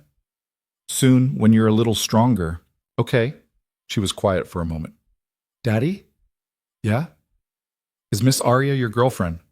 Noah nearly drove off the road. What? No, why would you think that? Because she's always with us, and she looks at you funny. She looks at me funny? Yeah, like... Lily scrunched up her face trying to find the words, like she's trying to figure something out. Noah didn't know what to say to that. We're just friends, sweetheart. Oh, okay. She didn't sound convinced, and honestly, neither was Noah. When they got to the apartment, Noah helped Lily inside and got her settled on the couch with blankets and pillows. It wasn't much, but it was home. His phone buzzed. Arya. How's she doing? Noah typed back. Good. Resting. Thanks for everything. Can I come by later? Bring dinner? Noah hesitated. Having Arya at the hospital was one thing. Having her in his apartment, his actual life, the shabby reality of it, felt different. But he typed, Sure. Around 6? Perfect. See you then. Noah set the phone down and looked around the apartment, seeing it through Arya's eyes. The couch with the torn armrest. The kitchen table that wobbled. The TV that was older than Lily. He couldn't change any of it. This was who he was, where he lived. If Arya had a problem with that, better to know now. She showed up at 6 exactly with bags of Thai food and a smile that made Noah's chest do something complicated. I didn't know what you liked, so I got a little of everything, she said, setting the bags on the kitchen counter. You didn't have to do this. I know, but I wanted to. Lily appeared from the couch, moving slowly but steady. Miss Arya. Hey, Lily, how are you feeling? Okay, my chest is sore. That'll get better. Come on, let's eat. They sat at the wobbly table. Noah made a mental note to fix it and ate dinner together. Arya asked Lily about what she wanted to draw next, and Lily talked about the ocean book and how she wanted to draw a whale. It felt normal, domestic, like something Noah had almost forgotten could exist. After dinner, Arya helped clean up while Lily went back to the couch to watch cartoons. Your place is nice, Arya said. Noah looked at her skeptically. You don't have to lie. I'm not. It's small, but it's clean. And it feels like a home. As opposed to? As opposed to the place I live, which feels like a hotel room someone's been staying in for too long. Noah dried a dish and put it away. Where do you live? Downtown, high-rise condo, 30th floor. Sounds fancy. It's empty. Arya handed him another dish. I'm there maybe 4 nights a week. The rest of the time I'm traveling for work or staying at my dad's place because he needs me at some event. What do you do? For work, I mean. I work for my father's company, VP of Operations, which sounds impressive but mostly means I put out fires and attend meetings where nothing gets decided. You like it? Arya was quiet for a moment. I used to think I did. Now I'm not sure I ever really chose it. What would you choose? If you could. I don't know. Something that matters, maybe. Something real. Noah didn't know what to say to that, so he just kept drying dishes. When they finished, Arya checked her phone and frowned.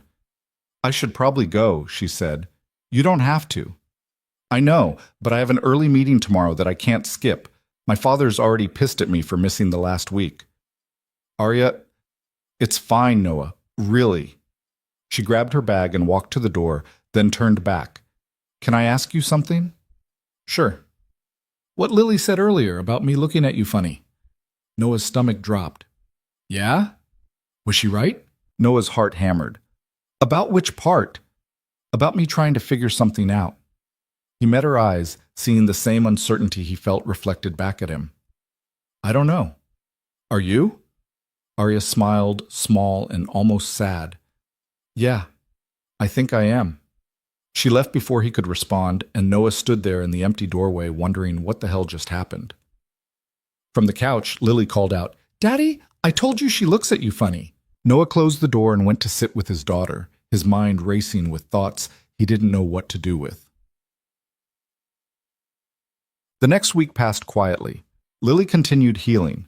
Noah returned to work part-time, bringing Lily with him, like before. Miller had kept his promise. The job was there, waiting. Arya visited less frequently.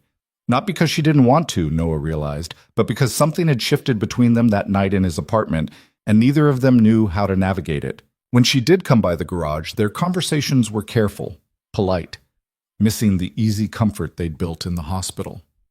Lily noticed. "Why is Miss Arya being weird?" she asked one afternoon.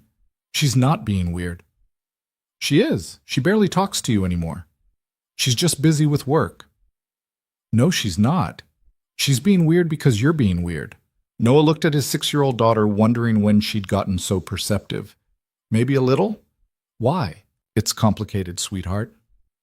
That's what grown-ups always say when they don't want to explain. She wasn't wrong. That evening, after Noah got Lily settled at home, his phone rang. An unknown number. "Hello?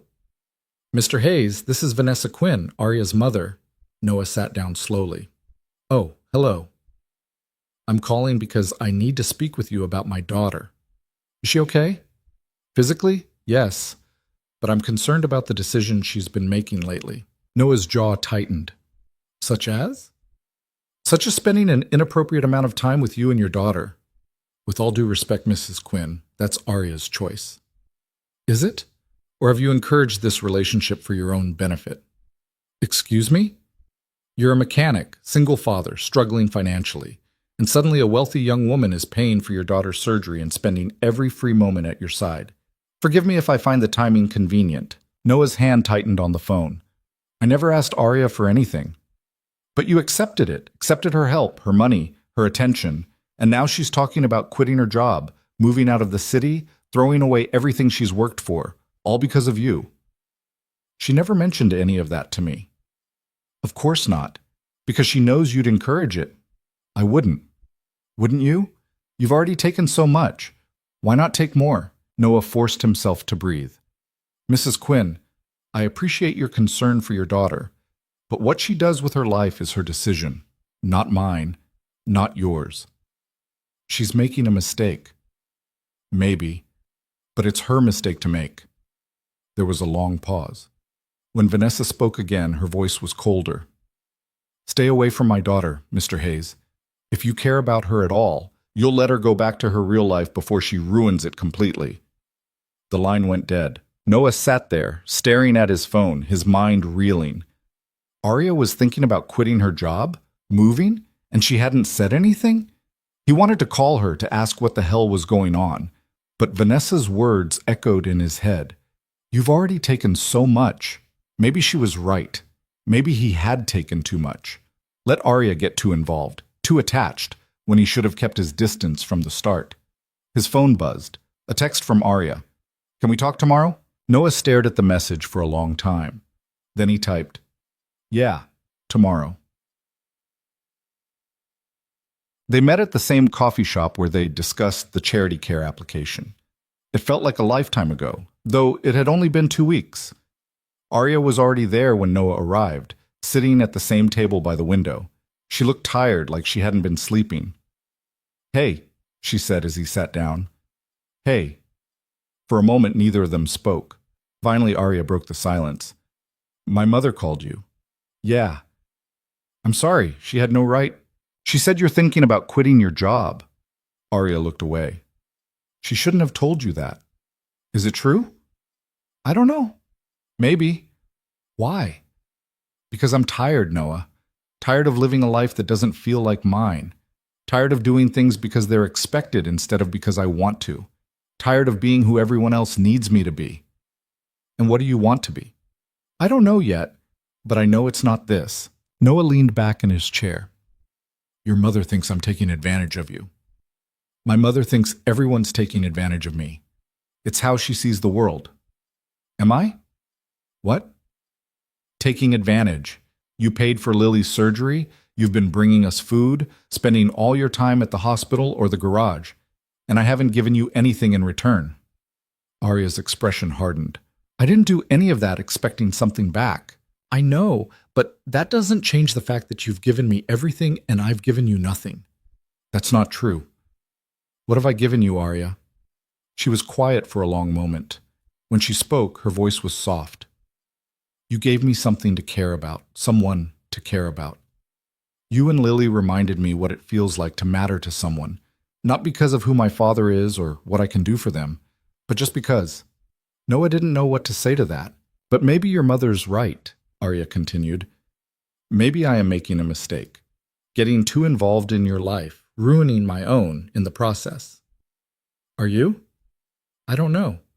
All I know is that the only time I feel like myself anymore is when I'm with you and Lily, and I don't know if that's healthy or completely messed up. Noah met her eyes. Probably a little of both. She laughed, but it was hollow. Yeah. What do you want, Arya? Really?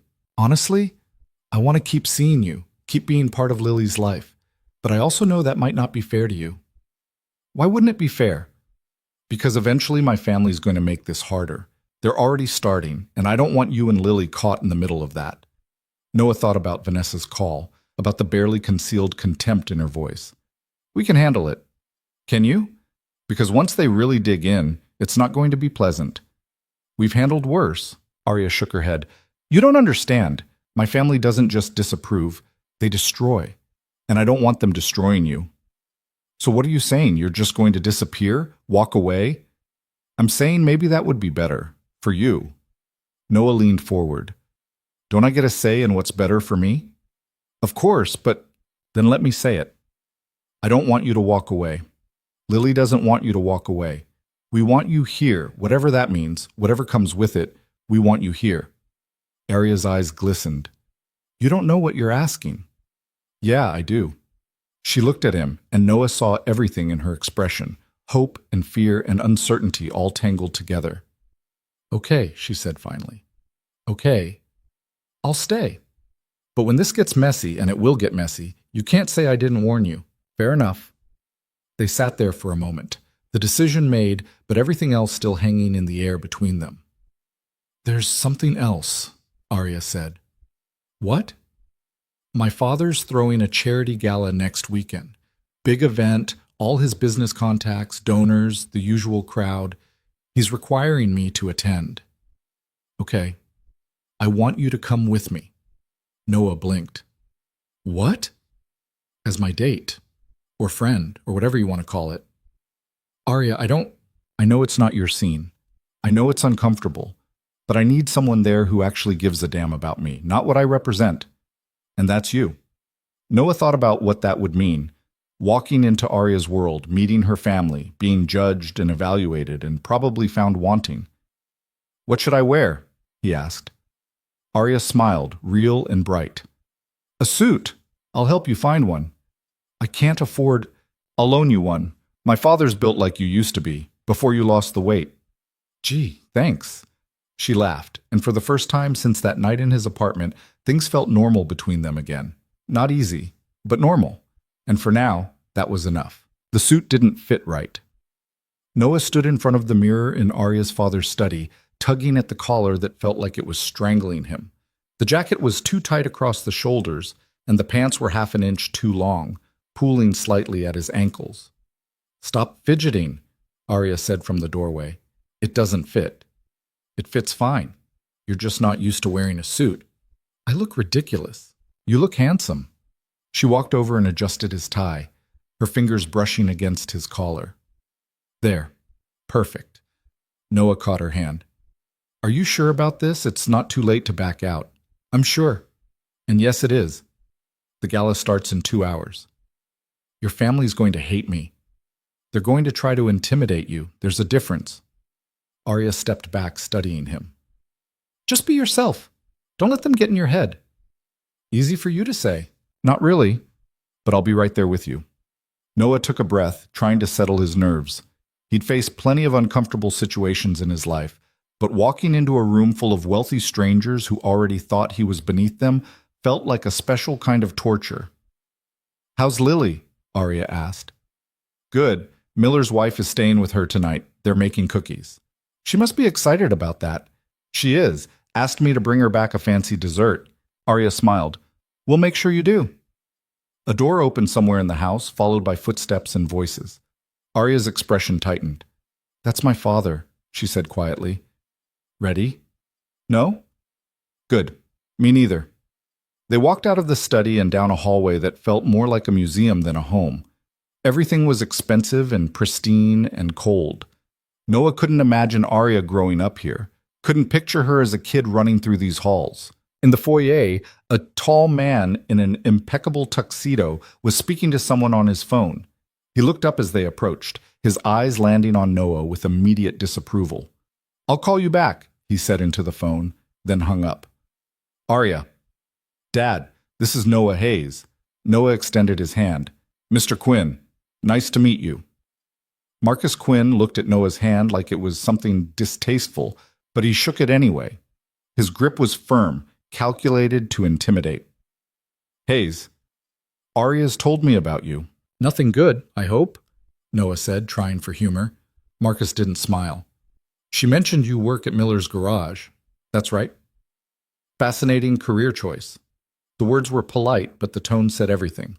Noah had been dismissed, categorized, and found wanting in less than 30 seconds. Arya's jaw tightened. "We should get going. Don't want to be late."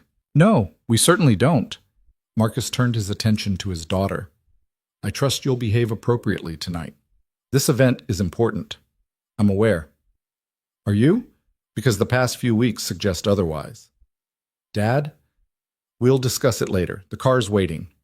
He walked out without another word, leaving Noah and Arya standing in the foyer. "That went well?" Noah muttered. "That's actually better than I expected. He didn't threaten you or offer you money to disappear. The night's still young." Arya laughed, but it was strained. She took Noah's arm. "Come on, let's get this over with." The gala was held at a hotel downtown, the kind with marble floors and crystal chandeliers and staff who looked like they earned more than Noah made in a month. Valets took the car, and they walked through doors held open by men in white gloves. Inside, the ballroom was already filling with guests. Men in tuxedos and women in evening gowns clustered in small groups, champagne glasses in hand, laughing at jokes that probably weren't funny. Noah felt every eye turn toward them as they entered. "Ignore them," Arya whispered. "Kind of hard when they're all staring. They're just curious. I never bring anyone to these things." "Lucky me." A waiter appeared with champagne. Arya took 2 glasses and handed one to Noah. He sipped it, finding it too dry for his taste, but it gave him something to do with his hands. "Arya, darling!" A woman in a silver dress approached, her smile wide and obviously fake. "I heard you'd be here tonight, and with a date, no less. How delightful." "Hello, Patricia," Arya said, her tone carefully neutral. "This is Noah Hayes. Noah, this is Patricia Remington. She sits on the board with my father." "Charming," Patricia said, though her eyes said the opposite. "And what is it you do, Noah?" "I'm a mechanic." "How practical." She turned back to Arya. "Your mother's looking for you, dear. Something about the seating arrangements." "Of course she is." Arya set down her champagne. "Excuse me for a moment?" "I'll be fine," Noah said, though he wasn't sure that was true. Arya squeezed his hand once and disappeared into the crowd. Patricia watched her go, then turned her attention back to Noah. "So, a mechanic. How did you and Arya meet?" "She brought her car into the shop where I work. And you just clicked?" "Something like that." "How fortunate for you." The words were pleasant, but the implication was clear. Noah met her eyes. "I'm not after her money, if that's what you're implying." Patricia's smile didn't waver. "Of course not. I'm sure your intentions are pure. It's just unusual, that's all. Arya typically associates with people from her own circle. Maybe she got tired of that circle. Or maybe she's going through a phase. She's done that before. Charity work in underprivileged communities, volunteering at shelters, that sort of thing. Very noble, but it never lasts." Noah felt his temper rising, but kept his voice even. "I'm not a charity case." "I never said you were. Just making an observation." Patricia glanced across the room. "Ah, there's Senator Williams. I must go say hello. Lovely meeting you, Noah. Do enjoy the evening." She glided away, leaving Noah standing alone in a room full of people who looked at him like he was an exhibit at a zoo. He drained the rest of his champagne and grabbed another glass from a passing waiter. This was going to be a long night. Dinner was worse. Noah found himself seated at a table with Arya, her parents, and 4 other couples whose names he immediately forgot. The conversation swirled around topics he knew nothing about: market trends, real estate developments, political fundraisers. He ate his overpriced meal and tried to be invisible. So Noah, Vanessa Quinn said, her voice cutting through the table chatter, Arya tells us you're a single father. Every conversation stopped. All eyes turned to him. That's right, Noah said. How old is your daughter? 6? And her mother? Not in the picture. Vanessa's expression was perfectly sympathetic, perfectly false. How tragic. It must be difficult raising a child alone on a mechanic's salary. Noah set down his fork. We manage. I'm sure you do, though I imagine it's been especially challenging with your daughter's medical issues. Arya stiffened beside him. Mom, I'm just making conversation, dear. Vanessa turned back to Noah. Arya mentioned she helped with some hospital bills. That was very generous of her. It was, Noah agreed. She has such a big heart, always wanting to help people. Sometimes too much, I think. She doesn't always consider the long-term implications of her generosity. Marcus spoke up. What my wife is trying to say is that Arya has a tendency to become overly involved in situations that aren't her responsibility.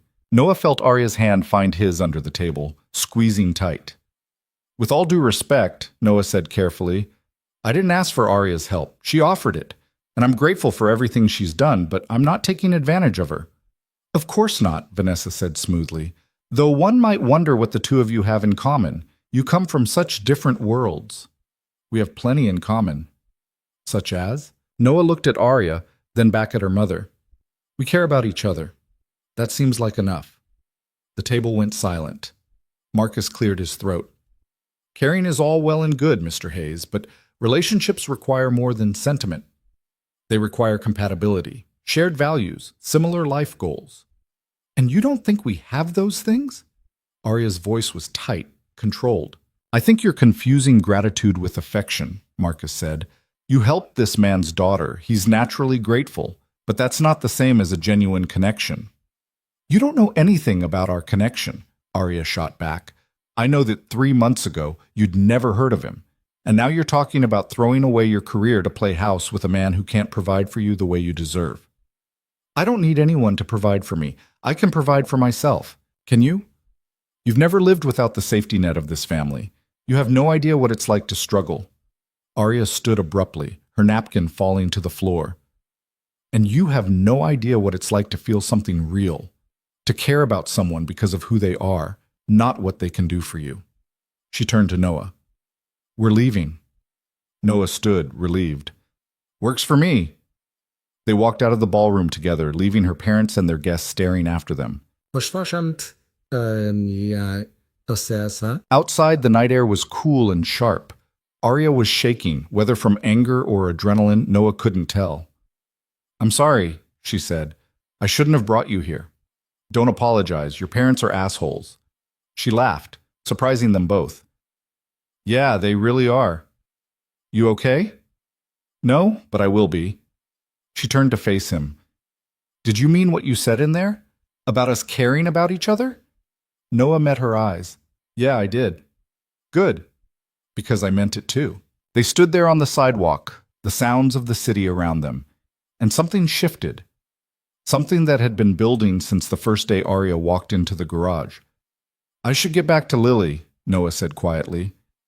I know, but I don't want to. I don't want you to either. Noah took a step closer. What are we doing, Arya? I don't know, but I think we should figure it out. Your family's never going to accept this. I don't care. You will eventually. No, Arya said firmly. I won't. Because for the first time in my life, I'm choosing something for myself. Not because it's expected or appropriate or makes sense on paper, but because it makes me happy. You make me happy.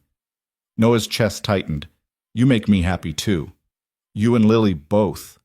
Then that's all that matters. Before Noah could second-guess himself, he kissed her. It wasn't smooth or practiced. It was clumsy and uncertain and perfect. When they pulled apart, Arya was smiling. Took you long enough. I'm a slow learner. Lucky for you, I'm patient. A car pulled up to the curb, the same one that had dropped them off. The driver stepped out, looking uncomfortable. Miss Quinn? Your father asked me to take you home. Arya glanced at Noah. Can you give us a minute? The driver nodded and got back in the car. I should go talk to them. Arya said. Set some boundaries. Make it clear that this isn't up for debate. You sure? Yeah, they need to hear it, and I need to say it. She kissed him again, quick and sweet. Go home to Lily. Tell her I'll see her tomorrow. She'll like that. So will I. Arya got in the car, and Noah watched it drive away, feeling like something fundamental had just changed. He pulled out his phone and called a cab, then waited on the sidewalk, replaying the night in his head. The judgment, the disdain, the way Arya had stood up for him without hesitation. The kiss. By the time he got home, it was nearly midnight.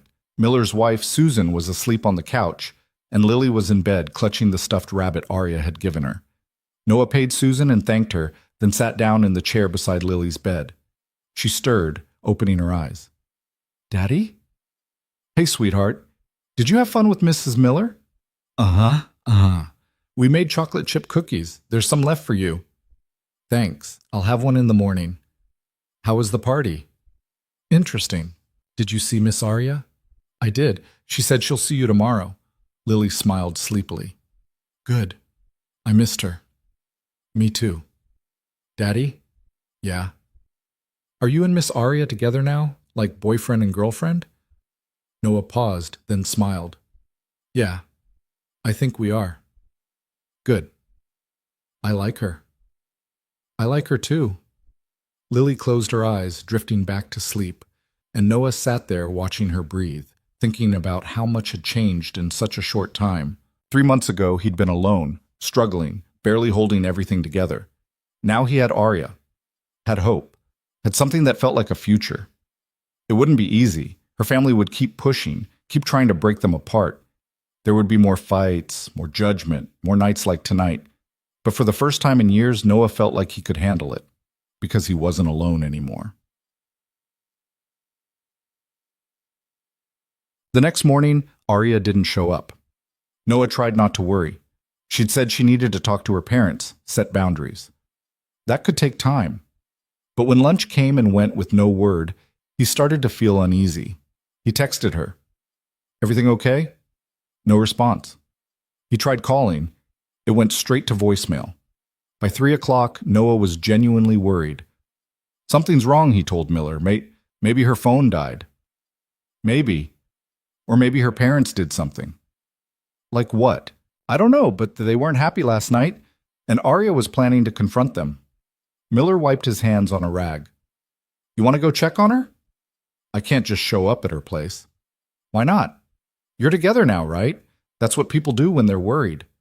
Noah hesitated, then nodded. Can you watch Lily for an hour? Course, take your time. Noah got the address from a business card Arya had given him weeks ago and drove downtown. The building was exactly what he'd expected, all glass and steel, with a doorman who looked at Noah's truck like it was contaminating the neighborhood. I'm here to see Arya Quinn, Noah said. Is she expecting you? No, but then I can't let you up. Building policy. Can you at least call her, tell her Noah's here? The doorman sighed and picked up a phone. He spoke quietly, then hung up. No answer. Please, I'm worried about her. I'm sorry, sir. Without her permission, I can't. The elevator doors opened and Arya stepped out. She looked terrible, eyes red, face pale, like she hadn't slept. Noah, she said, her voice cracking. He crossed to her immediately. What happened? Can we go somewhere, talk? Of course. They walked to a park a few blocks away and sat on a bench overlooking a pond. Arya stared at the water, her hands clasped tightly in her lap. My father gave me an ultimatum, she said finally. Noah's stomach dropped. What kind of ultimatum? Stop seeing you or he cuts me off, completely. Job, trust fund, everything. Arya, he said I'm embarrassing the family, that you're using me and I'm too blind to see it, that if I don't end this now, I'll regret it for the rest of my life. Noah felt like he'd been punched. What did you say? Arya looked at him, tears streaming down her face. I told him to go to hell. You what? I told him I'm done living by his rules, done being who he wants me to be, that I'd rather have nothing and be with you than have everything and be miserable. Noah couldn't breathe. You didn't have to do that. Yes, I did. Because he was right about one thing. I would regret it for the rest of my life. Just not the way he meant. Arya, you can't throw away your whole life for me. I'm not throwing it away. I'm choosing a different one. She took his hands. I know this is crazy. I know it's too fast and too much and probably a huge mistake, but I don't care. Because the only time I feel like myself is when I'm with you and Lily, and I'm tired of pretending that doesn't matter. Noah searched her face, looking for doubt, for hesitation, but all he saw was certainty. You're sure about this? He asked. Completely. Your family's not going to give up. I know. And you're really okay with losing everything? Arya smiled through her tears. I'm not losing everything. I'm gaining what actually matters. Noah pulled her close, holding her tight, and felt something in his chest crack open, not breaking, expanding. What do we do now? He asked. I don't know. Figure it out as we go, I guess. That's not much of a plan. It's the only one I've got. Noah laughed, and it felt good. Real. Okay. Then that's what we'll do. They sat there for a long time, holding each other, watching the water and not talking about the hard parts. Those would come soon enough, but for now, this was enough. Over the next 2 weeks, things fell apart and came together in equal measure. Arya moved out of her condo and into a small apartment across town. Not fancy, but clean and affordable and hers. Her father made good on his threat, cut her off completely. No job, no trust fund, no family connections. She found work as a consultant for a small nonprofit, making a quarter of what she used to, but not caring.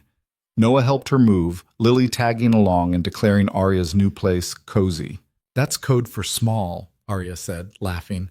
Small is good, Lily insisted. It feels like home. And slowly, it did. Arya started spending more time at Noah's apartment. They'd cook dinner together, Lily helping in her own 6-year-old way, making more mess than progress. They'd watch movies on Noah's ancient TV, all 3 of them crammed on the couch. They'd talk about the future in vague, hopeful terms that didn't require specifics. It wasn't perfect. Money was still tight. Lily still had follow-up appointments every 2 weeks. Arya's family still called occasionally, always with the same message. Come back. Stop this nonsense. You're better than this. She never answered, but she kept the voicemails, and sometimes Noah caught her listening to them late at night, her expression unreadable. You okay? He'd ask. Yeah, just thinking. About? Whether I made the right choice. And? She'd look at him, at Lily, sleeping on the couch, at the life they were building in this small, imperfect space. Yeah, she'd say, I did. One evening, 3 weeks after the gala, Arya showed up at the garage with news. I got us something, she said, barely containing her excitement. What kind of something? You'll see. Can you get off early? Noah checked with Miller, who waved him off. Go. We're slow anyway. They drove across town, Lily in the back seat asking questions Arya wouldn't answer, until they pulled up in front of an old building with a for lease sign in the window. What's this? Noah asked. Our future, maybe. Arya unlocked the door and led them inside. It was a garage, bigger than Miller's, with better equipment, more space, but it was run down, clearly abandoned for years. I know it needs work, Arya said quickly. A lot of work, but it's affordable, and the landlord's willing to negotiate. I was thinking, maybe we could fix it up, turn it into something new. Noah walked through the space, seeing potential in the oil-stained floors and rusted equipment. What kind of something? A garage, obviously, but different, fair prices, good work, a place people can trust. And maybe, she hesitated, maybe a community space too. Somewhere people can learn basic car maintenance, programs for single parents who can't afford repairs, that kind of thing. Lily was already exploring, her footsteps echoing in the empty building. This would be perfect, Daddy. Noah looked at Arya. This would take everything we have, and then some. I know. We'd be starting from scratch. No guarantees it would work. I know that too. So why do it? Arya smiled. Because it's ours. Not my father's. Not some corporation's. Ours. And because I think we could build something good here. Something real. Noah walked to the center of the garage, imagining it full of cars and equipment and life. Imagining teaching people how to fix their own problems instead of just fixing them himself. Imagining a future that didn't feel like survival. Okay, he said. Okay, let's do it. Arya's face lit up, and she threw her arms around him. Really? Really? But we're doing it right. Business plan, budget, the whole thing. I can handle that. And we're keeping Lily involved. This is her future too. Absolutely. Lily appeared from somewhere in the back, grinning. Are we really getting this place?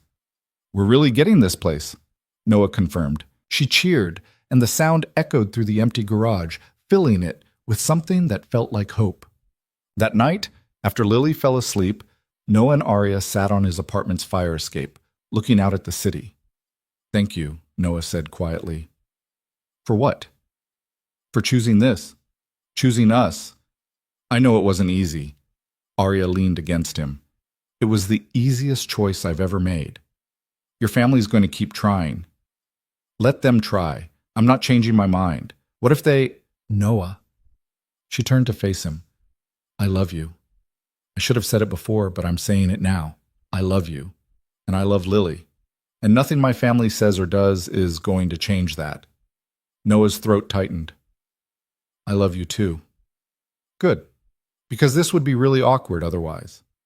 He laughed and kissed her, and for a moment everything else faded away. The struggles, the judgment, the uncertainty of what came next.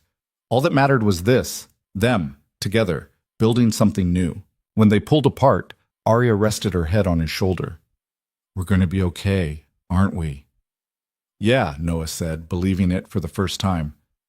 We're going to be okay. And maybe they would be. Maybe this crazy, improbable thing they'd built would last. Or maybe it wouldn't. But either way, they'd chosen it. Together. And that was enough. The renovation took 3 months. 3 months of stripped walls and broken equipment, and days when Noah wondered if they'd made a massive mistake. 3 months of Arya learning how to use power tools, and Lily painting accent walls in colors that didn't quite match, but somehow worked anyway. Miller helped when he could, along with Cisco and Benny, who showed up on weekends with beer and unsolicited advice. Susan brought food. Neighbors stopped by, curious about the new place opening up, asking when they could bring their cars in. Soon, Noah would say, not entirely sure he believed it. Money was tight, tighter than Noah had ever experienced, and that was saying something. They'd pooled everything they had, and it still wasn't enough. The equipment needed replacing, the electrical system was a disaster, and the heating barely worked. But they kept going. Arya sold her car, the sleek black supercar that had brought her into Noah's life in the first place. She didn't make a big deal out of it, just came home one day in a used sedan that was practical and boring and hers. You didn't have to do that, Noah said. Yes, I did. We needed the money, and I needed something that makes sense for my life now. She patted the sedan's hood. Besides, this one gets better gas mileage. Lily named it Practical Patty, which made them both laugh. 2 weeks before their planned opening, Arya's mother showed up. Noah was in the garage working on the air compressor system when he heard heels clicking on the concrete floor. He turned, expecting a customer, and found Vanessa Quinn standing in the doorway looking like she'd stumbled into the wrong dimension. Mrs. Quinn, he said, setting down his wrench. Mr. Hayes. She glanced around the space with thinly veiled disdain. Is my daughter here? She's picking up Lily from school. Should be back in 20 minutes.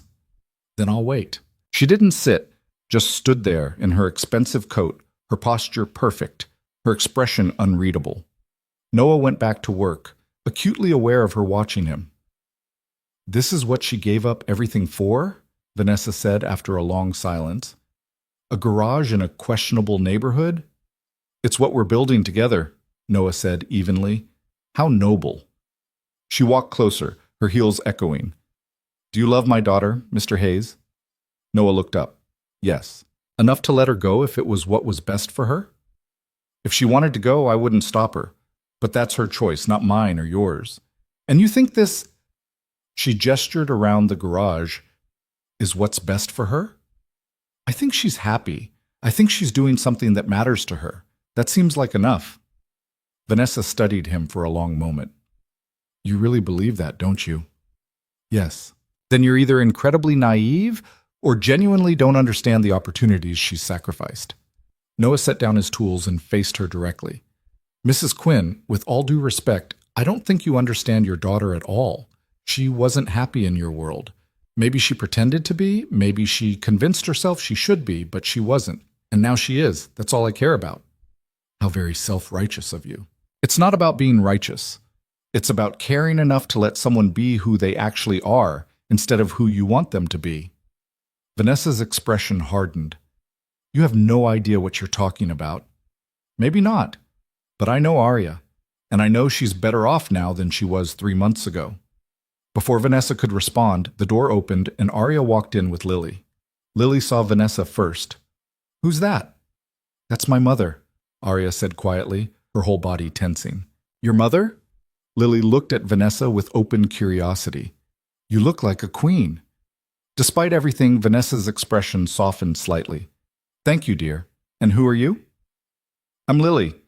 I live with my dad and sometimes with Miss Arya. We're opening this garage together. I see. Vanessa turned to Arya. Can we talk? Privately? Arya glanced at Noah, who nodded. I'll take Lily to get a snack, he said. Thanks. Noah took Lily's hand and led her to the small office they'd set up in the back, but he could hear fragments of conversation through the thin walls. You can't be serious about this. That was Vanessa. I'm completely serious. Arya, calm but firm. You're throwing away everything we've built. You built, not me. I'm building this now. With a mechanic who can barely support himself, let alone you and his daughter. We support each other. That's how it works.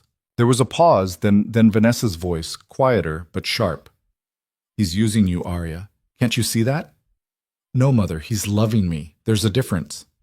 Silence. Then footsteps and the sound of the door closing. Noah waited a moment before emerging from the office. Arya was standing alone in the middle of the garage, her arms wrapped around herself. You okay? He asked. I don't know. She said if I go through with this, she's done. No more calls, no more attempts to fix things. Just done. And I told her that was her choice. Arya's voice cracked. Why doesn't she understand? Why can't she just be happy for me? Noah crossed to her and pulled her close. Because she's scared. She's losing control, and that terrifies her. I'm her daughter, not her employee. I know, but I don't think she knows the difference. Arya cried for a while, and Noah just held her, letting her work through it. Finally, she pulled back, wiping her eyes. I don't regret it. Choosing this. Choosing you. I need you to know that. I know. But it still hurts. I know that too. They stood there in the half-finished garage holding each other, and Lily appeared in the doorway with a bag of chips. Miss Arya, are you sad? She asked. Arya smiled through her tears. A little, but I'll be okay. Do you want some chips? They always make me feel better. That sounds perfect. They sat on the floor of the garage, eating chips and talking about nothing important, and slowly the weight of Vanessa's visit began to lift. Later that night, after Lily was asleep, Arya told Noah the rest of it. She offered me money. A lot of money. Enough to walk away from all of this and start over somewhere else. Alone. Noah's stomach tightened. What did you say? I said no, obviously. Arya looked at him. Did you think I'd say yes? No, but I wouldn't have blamed you if you'd been tempted. I wasn't. Not even a little. She took his hand. This is my life now. You and Lily and this ridiculous garage, and I wouldn't trade it for anything. Noah kissed her, and it felt like a promise. Opening day arrived on a Tuesday in late April. They'd worked until 2 a.m. the night before, making final adjustments and cleaning every surface until it gleamed. The sign out front read, Hayes and Quinn Auto Repair, in simple lettering that Lily had helped design. Noah stood in front of the building at 6 a.m., coffee in hand, looking at what they'd built. It wasn't fancy. The paint was uneven in places, and the equipment was mostly second-hand, but it was theirs, clean, functional, and honest. Arya appeared beside him, her own coffee in hand. Nervous? Terrified. Me too. What if nobody shows up? Then we'll fix our own cars until somebody does. Noah laughed. Not much of a business plan. It's worked so far. They opened the doors at 7. By 7:30, they had their first customer, an elderly woman with a sedan that made concerning noises. Noah diagnosed it in 10 minutes and had it fixed in 40. Arya handled the paperwork, explaining everything in terms the woman could understand, and charged her exactly what it cost, nothing extra. The woman left happy, promising to tell her friends. By noon, they'd had 6 more customers. By closing, 12. It wasn't enough to break even, but it was a start. Over the next few weeks, word spread. The garage that charged fair prices and didn't talk down to customers. The place where the mechanic explained what was actually wrong instead of inventing problems. The shop run by a woman who used to drive a car worth more than most houses, but now drove practical Patty and didn't act like she was better than anyone. People came. Not in floods, but steadily. Miller stopped by one afternoon looking around with approval. "You did good, Hayes. We're barely breaking even." "You will. Give it time." Miller handed him an envelope. "This is from the guys at my shop. They wanted to help." Inside was $500 in cash. Noah's throat tightened. "Miller, I can't." "You can and you will. Call it an investment in the community." Miller clapped him on the shoulder. "We're proud of you, both of you." After he left, Noah showed Arya the money. "People are good," she said quietly. "Sometimes." Yeah, they used the money to buy better diagnostic equipment and still had enough left over to start the community program Arya had talked about. Basic car maintenance classes on Saturday mornings for anyone who wanted to learn. Lily helped teach, explaining things in her 6-year-old way that somehow made more sense than adult explanations. "The engine is like a heart," she'd tell people. "It needs all the parts working together or it gets sick." People loved her. 3 months after opening, they broke even for the first time. 6 months in, they turned their first profit. Small victories, but they added up. Lily's follow-up appointment in November showed something Noah had been hoping for, but hadn't dared believe. Dr. Kapoor reviewed the scans and tests with a smile. "She's healing beautifully. Better than I expected, actually. The repairs are holding perfectly." "So she's okay?" Noah asked. "She's more than okay. If she continues like this, she won't need another surgery, just regular monitoring." Noah felt like he could breathe fully for the first time in years. "Thank you for everything." "You're welcome. But thank Lily. She did the hard part." In the car on the way home, Lily asked, "Does this mean I'm fixed?" "It means your heart is strong," Noah said. "Just like you." "Good. Because I want to help more at the garage. Can I?" "Absolutely." That evening, Noah, Arya, and Lily celebrated with takeout and ice cream. Nothing fancy, just the 3 of them in their small apartment that had somehow become home. "I have an announcement," Arya said as they finished eating. Noah raised an eyebrow. "Should I be worried?" "Depends. How do you feel about me moving in here? Officially, I mean. Not just staying over most nights." Lily gasped. "Really?" "If that's okay with both of you." "Yes!" Lily threw her arms around Arya. "Please say yes, Daddy." Noah looked at Arya, seeing his whole future in her eyes. "Yeah, yes, absolutely yes." They sealed it with a kiss while Lily made exaggerated gagging sounds, then laughed. That night, after Lily was asleep, Noah and Arya sat on the fire escape again, their spot for important conversations. "I never thought I'd end up here," Arya said. "A year ago, if someone had told me I'd be living in a 1-bedroom apartment, running a garage, and happier than I'd ever been, I would have thought they were insane." "Regret it?" "Not even a little. You?" "Best mistake I never made," she laughed. "What does that even mean?" "I don't know, but it felt right." They sat in comfortable silence, watching the city lights. "My father reached out last week," Arya said quietly. Noah tensed. "What did he want?" "To meet. Talk. He didn't apologize, but he said he's willing to discuss things." "What did you say?" "I said I'd think about it." She looked at Noah. "I don't know if I'm ready to forgive them, but maybe someday I could be. Is that okay?" "Arya, they're your family. Whatever you decide, I'll support it. Even if they never accept us, even then." She leaned against him. "I love you. I love you too." What? Christmas came, their first together as a real family. They couldn't afford much, but Lily didn't care. She was just excited to have both Noah and Arya there, making cookies and watching movies and being together. On Christmas morning, she opened her presents. A new art set, books about animals, a bicycle that Arya and Noah had found used and fixed up together. "This is the best Christmas ever," Lily declared. Wait until you're older and we can actually afford good presents, Noah joked. No, this one, because we're all here. Noah and Arya exchanged looks, both of them fighting tears. That afternoon, there was a knock at the door. Noah answered it to find Marcus Quinn standing in the hallway, looking uncomfortable and holding a wrapped box. "Mr. Quinn," Noah said, genuinely surprised. "Mr. Hayes, is my daughter here?" "Dad?" Arya appeared behind Noah, shock written across her face. "Arya, Merry Christmas." He held out the box. "May I come in?" Arya glanced at Noah, who shrugged. "It's up to you." She stepped aside. "Okay."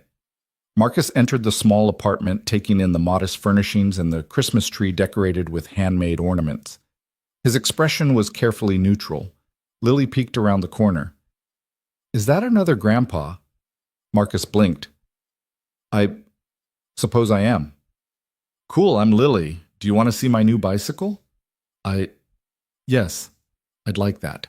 Lily dragged him to the living room, showing him the bike and explaining in detail how Noah and Arya had fixed it up.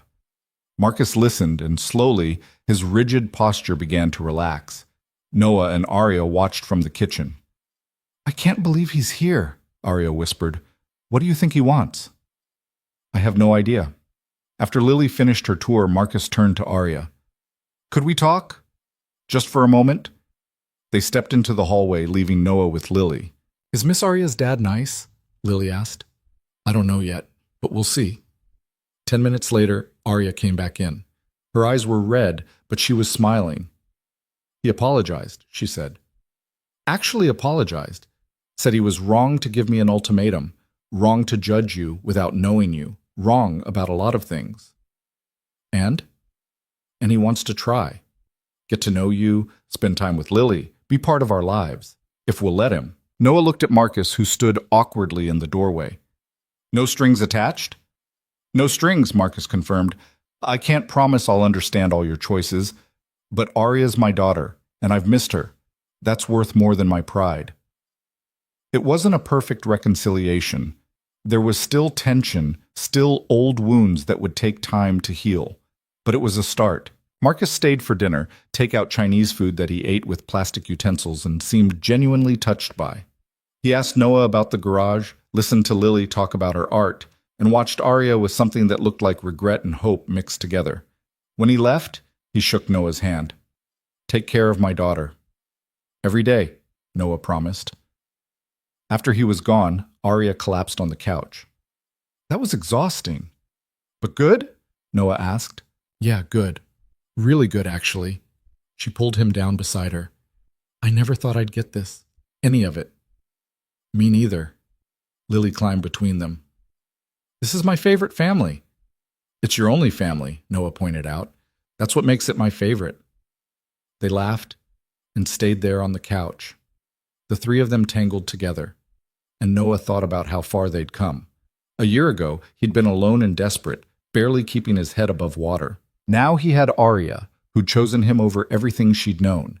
He had Lily, healthy and happy and thriving. He had a business that meant something, that helped people, that was built on honesty instead of shortcuts. He had a family, not a perfect one. They still struggled with money sometimes. Arya still had moments where she missed her old life, though she never said so. Lily still had doctor's appointments every month, reminders that her heart would always need monitoring. But they had each other, and they'd built something real out of nothing. Spring came again, marking a full year since Arya had first walked into Miller's garage with her broken supercar. They were closing up one evening when a familiar black car pulled into the lot. Noah's breath caught. It was the same model, same color. For a second he thought it was the same car. The door opened and a young man stepped out. "Are you Noah Hayes?" "Yeah, can I help you?" "I hope so. I bought this car from someone named Arya Quinn. She said if I ever had problems, I should bring it here. That you're the only mechanic who really understands these engines." Noah smiled. "She said that?" "Word for word." Arya appeared from the office, saw the car, and laughed. "I can't believe he actually came." "You told him to come here?" "I told him you were the best. Was I wrong?" Noah walked around the car, his hands itching to pop the hood, to see what puzzle waited inside. What's the problem? Same clicking noise, she mentioned. I've had 3 mechanics look at it and nobody can figure it out. VVT actuator, Noah said immediately. Carbon buildup. I can fix it. The young man's eyes widened. How did you know? Because I've fixed it before.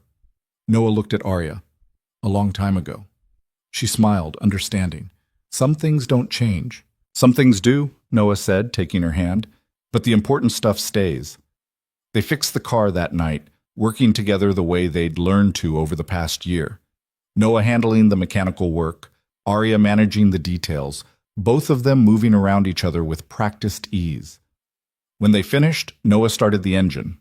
Perfect. No clicking. Just a smooth, powerful purr.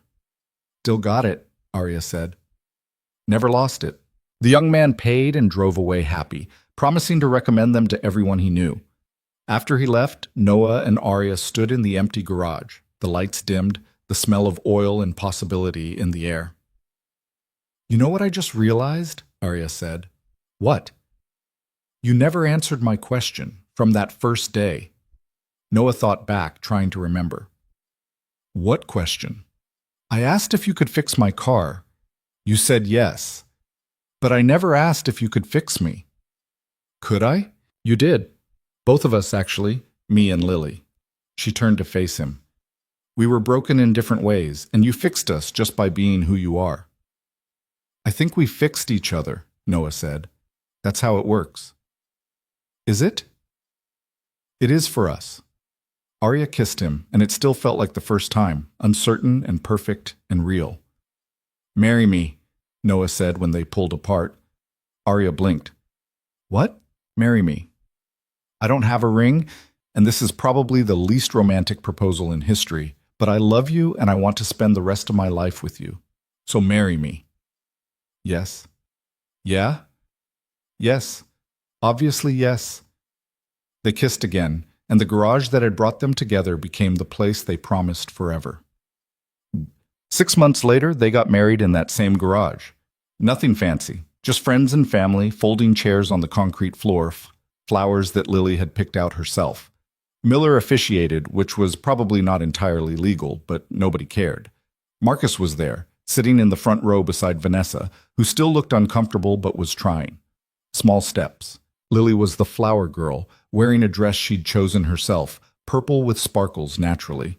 She took her job very seriously, dropping petals with intense concentration. When Noah and Arya exchanged vows, they wrote them themselves. I promise to fix what's broken and accept what can't be fixed, Arya said. To choose you every day, even when it's hard, especially when it's hard. To build a life that's ours, not anyone else's. I promise to let you in, Noah said. To stop trying to carry everything alone. To trust you with my daughter, my heart, and all the broken parts I usually hide. To be your partner in this ridiculous, beautiful mess we're making. They kissed, and everyone cheered, and it was perfect because it was theirs. At the reception, pizza and beer in the garage, music playing from someone's phone, Noah found himself watching Lily dance with Arya, both of them laughing at some joke he couldn't hear. Miller appeared beside him. You did good, Hayes. I got lucky. Maybe. But you also showed up. Kept showing up, even when it was hard. That counts for something. Thanks, Miller, for everything. Don't thank me. Just keep doing what you're doing. This place, he gestured around the garage. It matters. You're helping people. That's what it's all about. After he walked away, Marcus approached. He and Noah still weren't exactly close, but they were trying. She looks happy, Marcus said, watching Arya. She is. You take good care of her. I try. Marcus was quiet for a moment. I was wrong about you. I want you to know that. Noah nodded. I appreciate you saying it. She chose well, better than I wanted to admit. Marcus extended his hand. Welcome to the family. Officially. They shook, and it felt like closure on something that had been hanging between them. Later, when the party wound down and everyone had gone home, Noah, Arya, and Lily sat in the middle of the garage floor surrounded by leftover pizza boxes and wilting flowers. Best wedding ever, Lily declared. Have you been to many weddings? Arya asked. No, but I don't need to. This one was perfect. Even with pizza instead of fancy food? Especially because of the pizza. Noah pulled them both close. You know what the best part is? What? They said in unison. This is just the beginning. We've got the rest of our lives to figure out. That's a long time, Lily said. Yeah, but I think we can handle it. Arya kissed his cheek. I know we can. They sat there in their garage, their family, their life, and Noah thought about the journey that had brought them here. The broken car that became a connection. The desperate father who learned to accept help. The woman who gave up everything to find what actually mattered. The little girl whose heart had been fixed and who'd fixed everyone around her in the process. It hadn't been easy. It wouldn't always be easy. There would be hard days and disagreements and moments when they questioned their choices. But they'd face it together. Because that's what family did. What real family did. Not the one you were born into, necessarily. But the one you built. The one you chose. The one that chose you back. And that was worth more than all the money and status and expectations in the world. Noah looked at his wife and daughter, at the life they'd created in this imperfect, beautiful space, and felt something he hadn't felt in years. Complete. Not because everything was perfect, but because everything that mattered was right here. And that was enough. More than enough. It was everything. Years later, when people asked Arya why she gave up her old life, she'd smile and say, I didn't give it up. I traded it for something better. And when they asked Noah how he knew Arya was the one, he'd think back to that first day in Miller's garage, a broken car, a desperate situation, and a woman who saw past everything he was trying to hide.